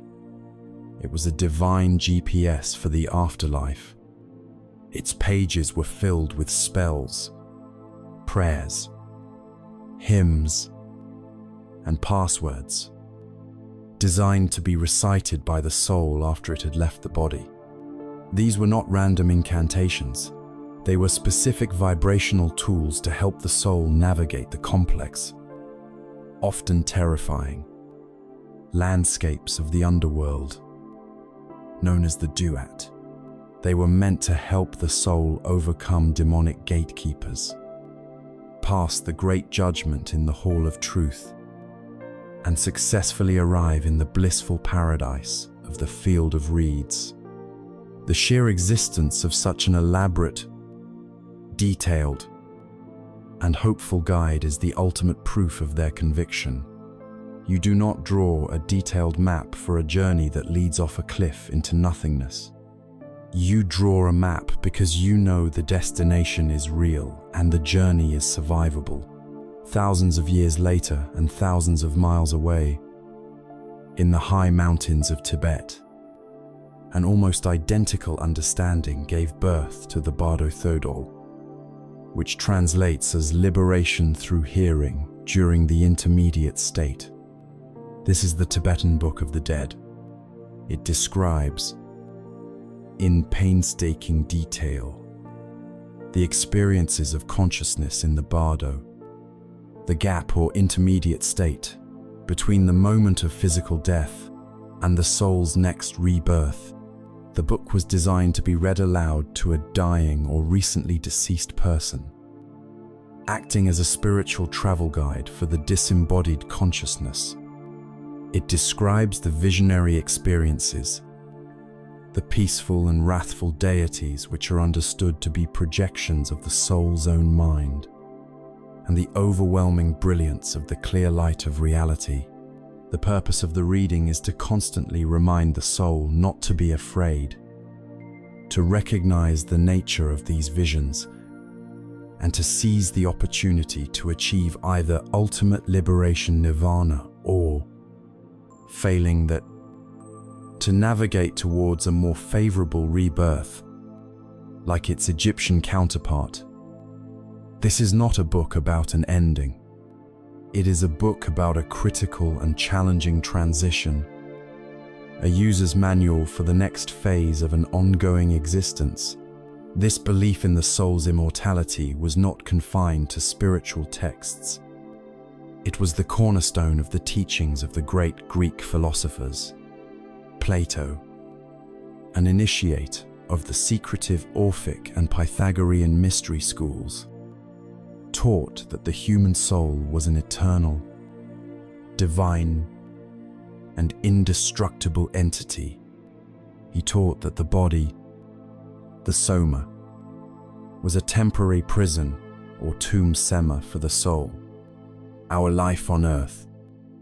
In his view, was a form of educational exile. The soul descends into the dense, confusing world of matter to learn lessons, to experience limitation, and to be purified through the trials of physical existence. The body, with its constant demands, its flawed senses, and its turbulent emotions, was seen as an obstacle to true knowledge, a veil that clouded the soul's pure perception of reality. From this profound perspective, death is not a punishment to be feared. It is a graduation to be welcomed. It is the moment of liberation, when the immortal soul is finally released from its bodily prison and is free to return to its true, non-physical home in the realm of pure forms and perfect knowledge. There is no more powerful illustration of this than the historical account of the last day of Socrates, as recorded by his student, Plato, condemned to death by the state of Athens for corrupting the youth with his philosophical questions. Socrates sits calmly in his prison cell, surrounded by his students, who are weeping inconsolably. Socrates, however, is cheerful, even eager. He gently chastises his friends for their tears, explaining to them that a true philosopher, one who has spent his entire life in the pursuit of wisdom and in the practice of detaching his soul from the desires of the body, has no reason to fear death. In fact, he should welcome it. He argues that our physical senses are notoriously unreliable. Our eyes and ears deceive us. Our bodies distract us with constant needs for food, sleep, and comfort. How can we ever hope to grasp pure, unadulterated truth while we are tethered to such a flawed instrument, death? He explains, is the great emancipation. It is the moment when the soul, finally freed from the noise and confusion of the flesh, can perceive reality directly and clearly. He is not facing his end. He is facing his ultimate intellectual and spiritual freedom. And so, with complete serenity, he drinks the cup of hemlock and calmly navigates his own transition. A true master of both life and death, this ancient wisdom is the ultimate key to a fearless life now. The fear of annihilation is the secret, subterranean root of so many of our other fears. We fear aging and sickness because we fear the end. We fear losing our jobs or our money because we identify our existence with our material security. We desperately cling to relationships, possessions, and identities because we believe that without them, we are nothing. But when you begin to truly integrate the understanding that you are not your body, that you are not your job, that you are not your possessions, but that you are an eternal, indestructible field of consciousness on a temporary human adventure, the entire structure of fear collapses. You are free. You are free to love more deeply, because you know that the energetic connection between souls is eternal. You are free to take more creative and professional risks, because you know that your ultimate security does not depend on a paycheck. You are free to live with courage, joy, and authenticity, because you are no longer playing a game where the stakes are total annihilation. You are simply a traveler, passing through a beautiful and challenging landscape, knowing that the journey never ends. Death, then, is not a wall, but a doorway. It is not an ending, but a transformation. The ancients did not waste their lives fearing it. They spent their lives preparing for it, as one would prepare for the next great, exciting chapter of an epic story. This understanding does not make us morbid. It makes us fully alive. But it also opens up a tantalizing new line of inquiry if the soul is indeed eternal. And this life is but one chapter in a very long book. Does this not imply that there were chapters written before this one? What if the unexplained talents we are born with, the irrational fears that haunt us, the places that feel like home though we've never been there before, and the people we feel an instant, soul-deep connection with are not random occurrences at all? What if they are echoes and memories from previous chapters of our soul's long story? This leads us to our next exploration, into the vast, subconscious library of our own being, the mysterious realm of ancestral and past life memory. We have stood at the great precipice of mortality and found not an abyss, but a doorway. By embracing the wisdom of the ancients, we have begun to dismantle the great fear of death, understanding it not as an annihilation, but as a sacred transition for an immortal and indestructible consciousness. This realization is the key to a fearless life, but it also unlocks a profound and logical question that echoes down the corridors of the soul. If this life is not the end, and if our consciousness existed before the body and will exist after it, then where did we come from if this lifetime is but one chapter in a great cosmic novel? What stories were written in the chapters that came before? Have you ever felt this? A sudden, inexplicable mastery of a new skill, as if your hands already remembered motions your mind had never learned. Have you ever been haunted by a deep, irrational fear, a phobia that has no root in your personal history? Have you ever met a stranger and felt an instant, soul-shaking recognition? A feeling not of meeting someone new, but of finally finding someone again. These are not random glitches in our psychological makeup. These are echoes.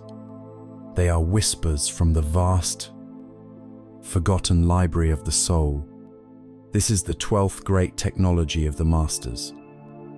The art of accessing ancestral and past life memory.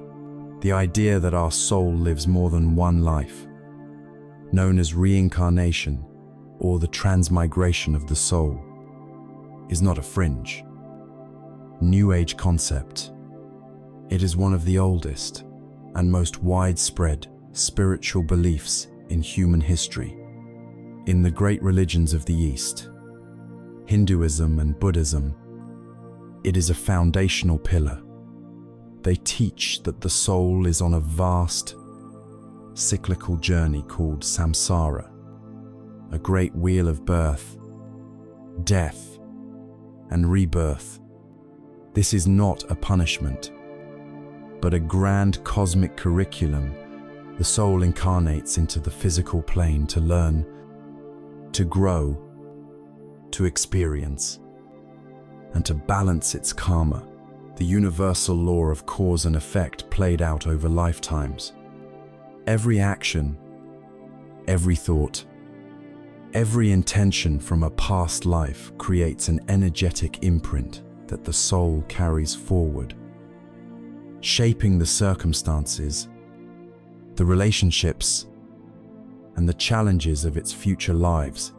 The ultimate goal is to learn all the lessons, to purify the self, and to finally graduate from the school of earthly existence, achieving liberation, or moksha, nirvana, and reuniting with the divine source. But this profound doctrine was not exclusive to the East.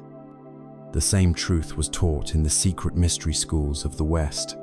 Pythagoras, the brilliant Greek mathematician and philosopher, famously claimed to remember several of his past incarnations, including one as a warrior in the Trojan War.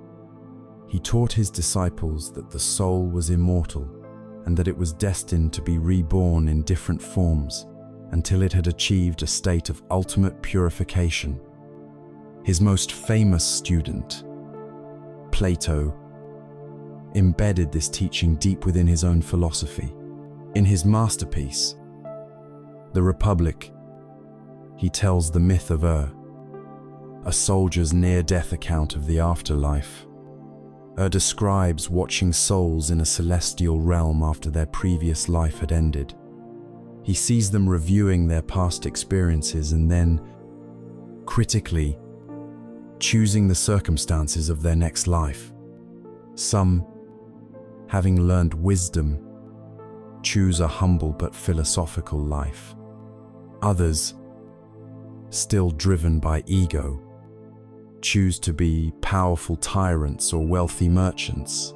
They then drink from the river of forgetfulness before being reborn, so that the conscious mind does not remember the choice, but the soul itself carries the blueprint of the lessons it has chosen to learn. This ancient, cross-cultural consensus points to a single, staggering truth: you are not a blank slate.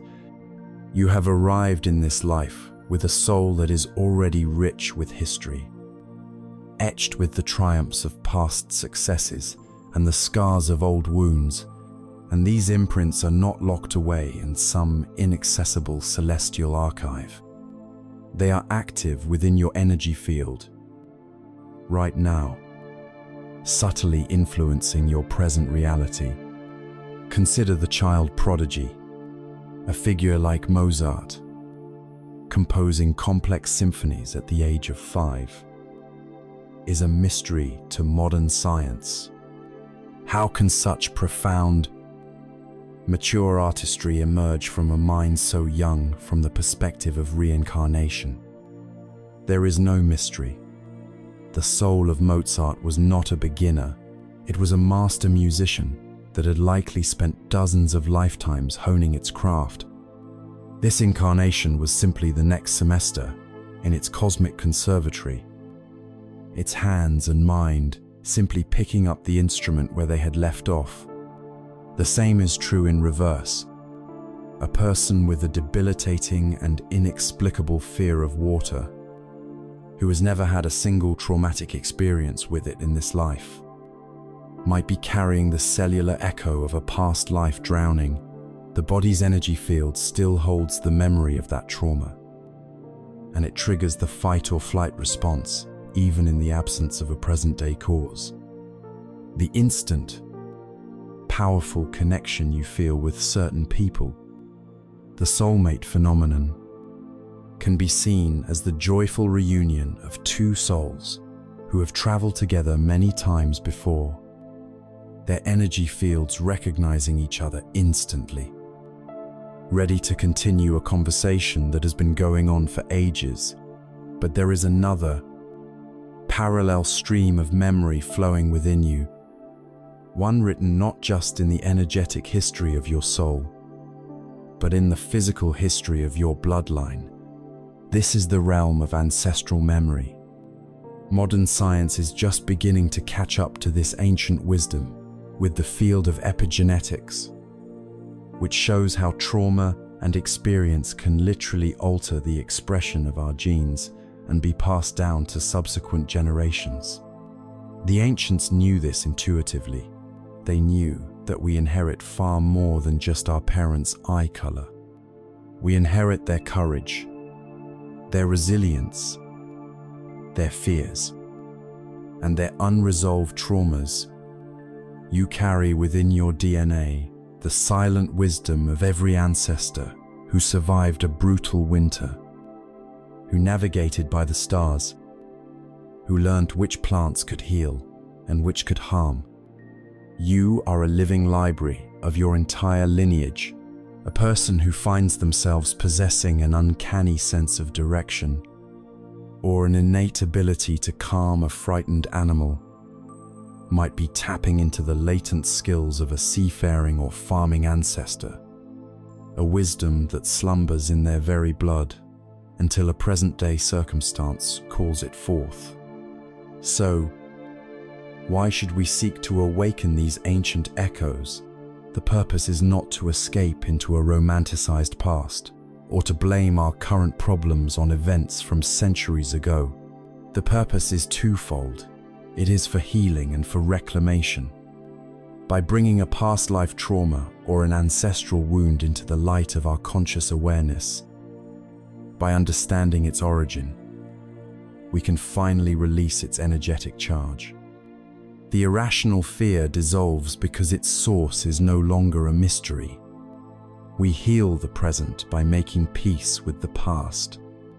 And just as powerfully, we can reclaim the mastery that is our birthright by recognizing that a nagging interest in painting or a natural talent for storytelling might be the echo of a fully developed skill from another lifetime.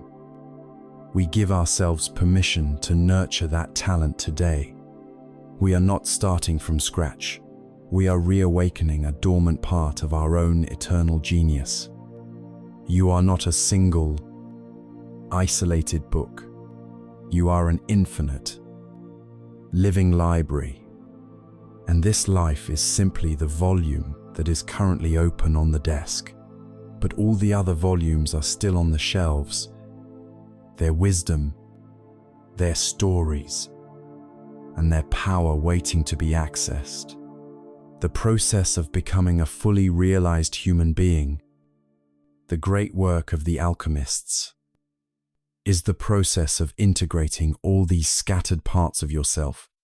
It is about gathering the wisdom of your past lives, the resilience of your ancestors, and the focused intention of your present consciousness, and weaving them all together into the magnificent, whole, and empowered being you were always meant to be. This act of conscious integration of taking all the disparate elements of your being and combining them into a new, higher state of existence, is the very definition of spiritual transformation. It is the sacred art we must now explore. The art of the alchemical transformation. We have delved into the deepest archives of our being, opening the dusty, forgotten volumes of our past lives and ancestral memory.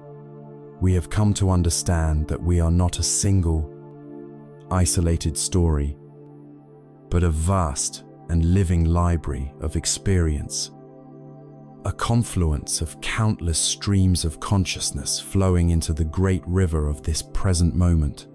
And now we arrive at the most crucial question of all. What do we do with this knowledge? What do we do with all these disparate parts? The present-day self, the echoes of past incarnations, the wisdom and wounds of our ancestors. Do we simply observe them as a curious collection of artifacts? The ancient masters taught that the ultimate purpose of this great gathering of self is to begin the most sacred and transformative process a human being can undertake. We must now step into the sacred crucible. We must become the alchemist of our own soul. This is the 13th and final technology of the masters. The great work itself, the alchemical transformation. When we hear the word alchemy, our minds conjure images of medieval laboratories shrouded in secrecy, of bearded men in dark robes hunched over bubbling alembics, obsessed with a single, seemingly mad goal to turn base metal, lead, into pure, incorruptible gold. For centuries, this has been seen as a fool's errand, a primitive and greedy forerunner to the true science of chemistry. But this is the greatest misunderstanding of all. A veil of materialism drawn over a profound spiritual science. The true alchemists, the great adepts of the mystery schools, were not concerned with transmuting metals in a furnace. That was merely a symbolic language, a physical metaphor to conceal a far deeper and more dangerous secret from the uninitiated. Their laboratory was the human soul. Their great work was the transmutation of the human spirit. In this sacred art, lead is not the physical metal. Lead is the ordinary, unexamined, unconscious human self. It is the heavy cloak of our conditioning, our inherited fears, our limiting beliefs, and our wounded ego. It is the dense, low-vibrating consciousness of victimhood, shame, and separation. It is the raw material, the prima materia of our being, the chaotic, unrefined ore that we all begin with. And gold, the ultimate prize, is not the shiny metal of commerce. Gold is the enlightened, integrated, and fully realized self. It is the luminous, high-vibrating consciousness of love, wisdom, and unity. It is the incorruptible, indestructible core of pure awareness that lies dormant within every one of us. Gold is the symbol of the sovereign, divine human, fully awakened to their true nature. And the process of turning this inner lead into this inner gold is the magnum opus, the great work. It is the sole reason we are here. It is the hero's journey, the soul's sacred purpose. This transformation is not a single event, but a carefully orchestrated process, a journey through a series of distinct stages. The first stage is known as calcination, the trial by fire. This is the stage where the alchemist places the raw lead of the personality into the crucible and applies intense heat. In our lives, this fire is often applied by life itself. It is the painful experience, a devastating loss, a humiliating failure, a dark night of the soul that shatters our comfortable reality and forces us to confront the illusions we have been living. Calcination is the process of burning away everything that is not real.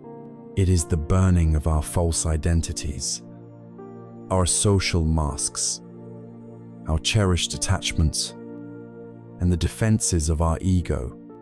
It is a painful and terrifying process, for we feel as if we are being destroyed. But what is truly being destroyed is not our essential self, but the cage of personality that has imprisoned it. Once the fire of calcination has broken down the hard, rigid structures of the ego, we enter the second stage dissolution, the trial by water. After being burned, the remaining ash is dissolved in water. Psychologically, this represents the plunging of our consciousness into the murky, chaotic waters of our own subconscious, with the ego's defenses weakened. All the repressed emotions, the forgotten traumas, and the hidden aspects of our shadow self come flooding to the surface. It is a period of feeling lost, of emotional turmoil, of confronting the monsters in our own inner deep. It feels like drowning, but this is not a destructive flood. It is a cleansing one. The water dissolves the hardened ash of our past, loosening the grip of old patterns and allowing the raw, undifferentiated essence of our being to finally be free. From this watery chaos, we proceed to the third stage, separation, the trial by air. Now that the raw material has been dissolved and its contents revealed, the alchemist must carefully filter and separate the valuable essence from the worthless dross. This is an act of supreme discernment. It requires the clarity of the air element, the sharp intellect of a master observer. We must look at the swirling contents of our own mind and emotions and consciously separate what is eternal from what is temporary. We must learn to distinguish the voice of our soul from the voice of our conditioning. This fear is not me. It is an ancestral echo. This anger is not me. It is a learned response from a childhood wound. This deep feeling of peace, this flash of inspiration, this profound love, this is the real me. Separation is the delicate art of reclaiming the pure gold of our true nature from the mud and silt of our personal history. Finally, having isolated the purified elements of our being, we arrive at the fourth and culminating stage conjunction, the trial by earth. This is the sacred marriage, the hieros gamos. It is the stage where the purified elements of our being, the conscious and the subconscious, the masculine and feminine, the mind and the heart, spirit and matter, are brought back together and fused into a new, stable, and integrated whole. This is the creation of the philosopher's stone, which is not a physical object, but the new, unified self. This is the stage of coagulation, of bringing the luminous spirit down to earth and embodying it in a new personality, a new way of living. A person who has achieved this state is the gold of the alchemists. They are incorruptible, not because they are perfect, but because their center is now so strong and so real that the dramas of the external world cannot shatter it.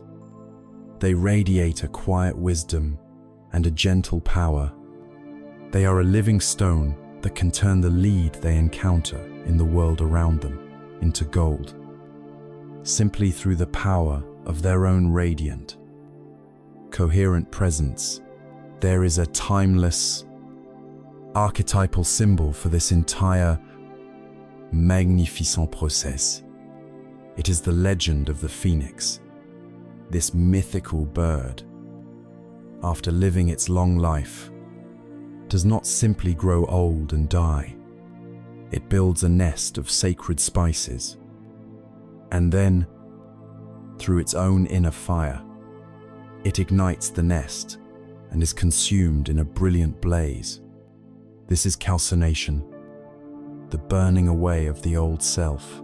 From the ashes of that fire, a new phoenix is miraculously reborn, more beautiful, more powerful, and more glorious than before. This is the conjunction, the birth of the new, golden self. You are that phoenix. Your life is that nest. The challenges you face are the sacred fire. Do not fear the flames. They are not here to destroy you. They are here to purify you. They are here to help you burn away everything you are not, so that you can finally be reborn into everything you truly are. This great work, this alchemical transformation, is the ultimate purpose of all the knowledge we have uncovered. It is the integration of it all into a single, living reality. And when this transformation is complete, when you have emerged from the fire as the golden, integrated self, you are ready for the final, most breathtaking realization of all.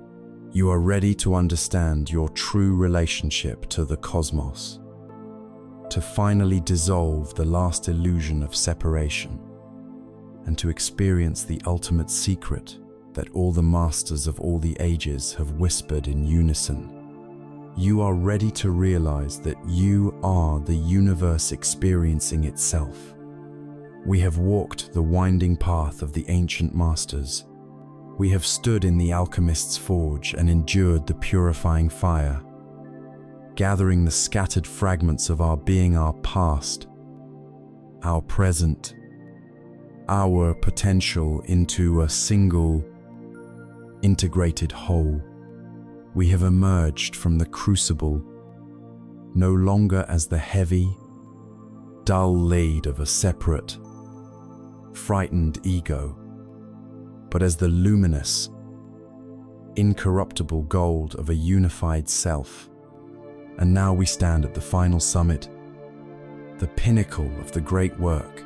From this vantage point, all the paths we have traveled merge into one, and we are ready to receive the final, most breathtaking revelation of all. This is not another tool or technique. This is the ultimate prize. It is the understanding that shatters the last and greatest illusion, the secret that dissolves all secrets. It is the realization that you are the universe experiencing itself. Let us, for a moment, look back down the mountain we have climbed. We began with the staggering truth that the all is mind, a living, conscious universe. We saw that our reality is a perfect mirror, reflecting our inner state onto the outer world. As above, so below. We learned that the language of this reflection is vibration, and that we could consciously change our frequency by mastering the art of polarity and the wisdom of rhythm. We shed the skin of victimhood and stepped into our power as a conscious cause, understanding that the universe is lawful and that nothing happens by chance.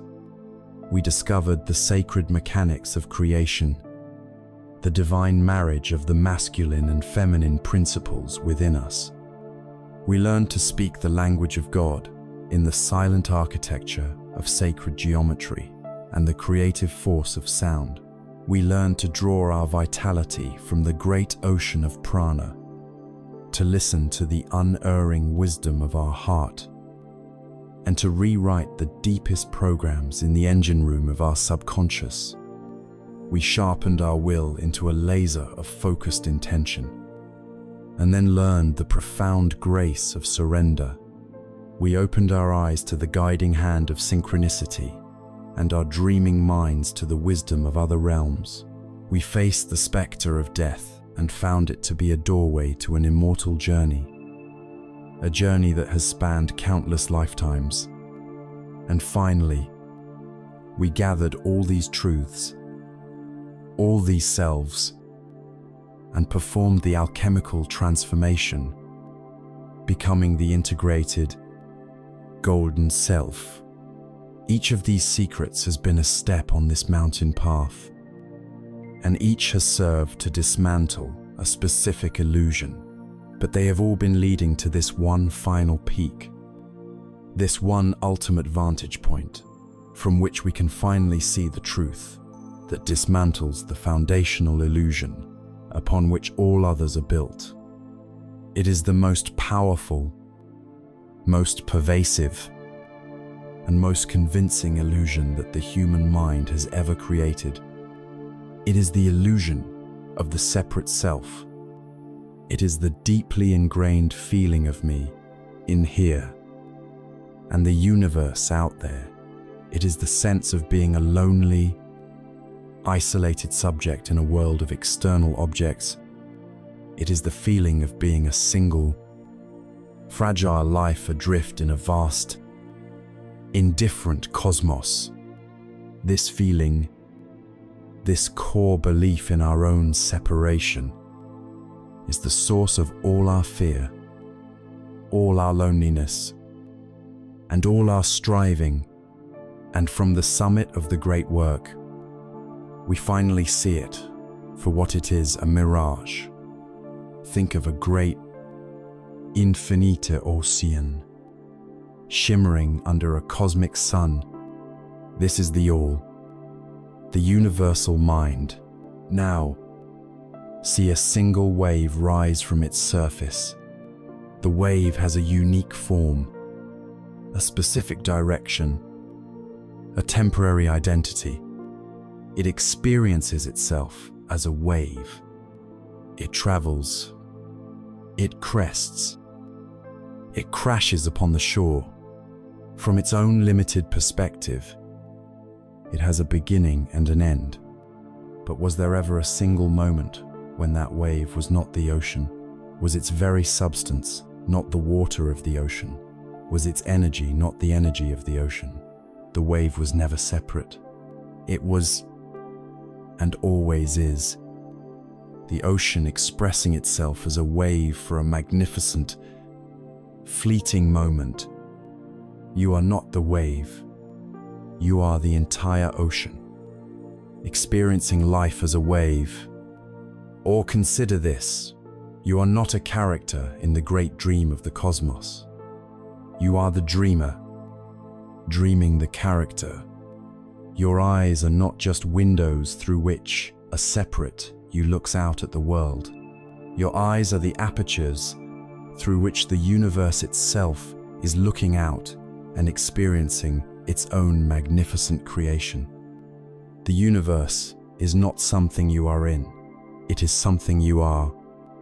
The entire cosmos is a single, unified field of consciousness, and your awareness is a focal point through which that field becomes self-aware. Every joy you feel is the universe feeling joy. Every tear you shed is the universe feeling sorrow. Every moment of wonder you experience is the universe marveling at its own beauty. This is not a new, radical idea.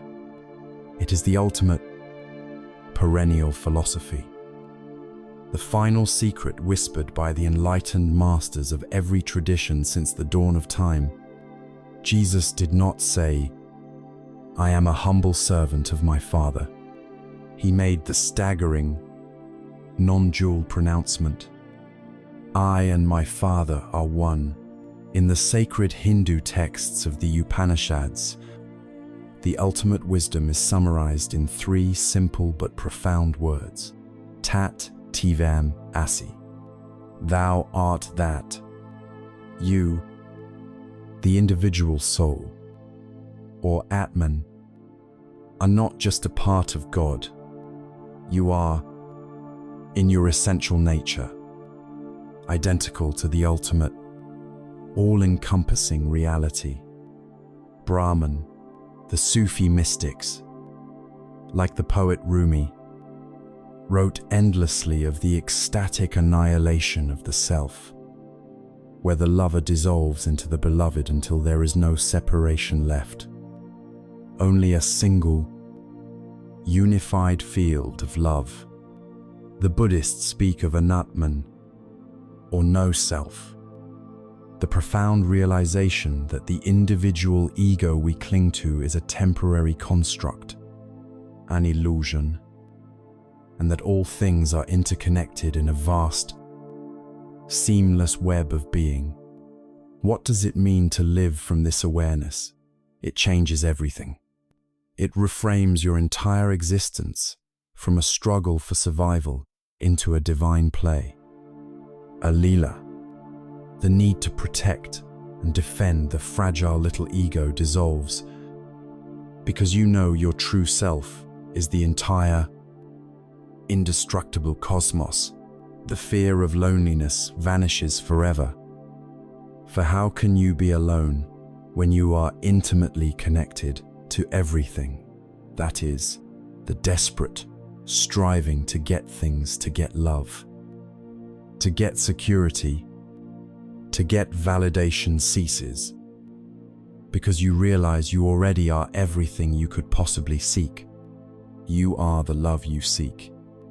You are the security you crave. The motivation for your actions shifts from lack to overflowing abundance. You create not to fill a void in yourself, but to express the magnificent, creative joy of the universe that is flowing through you. A simple walk in the woods is no longer you looking at trees. It is the universe looking at itself. The forest and the human being, 2 different expressions of the same one life, locked in a moment of mutual recognition. This is the homecoming. This is the ultimate secret that they never wanted you to know. Not because of a malicious conspiracy, but because this truth dissolves the very idea of a they and an us. It is the truth that sets you utterly and completely free. You are not a drop in the ocean.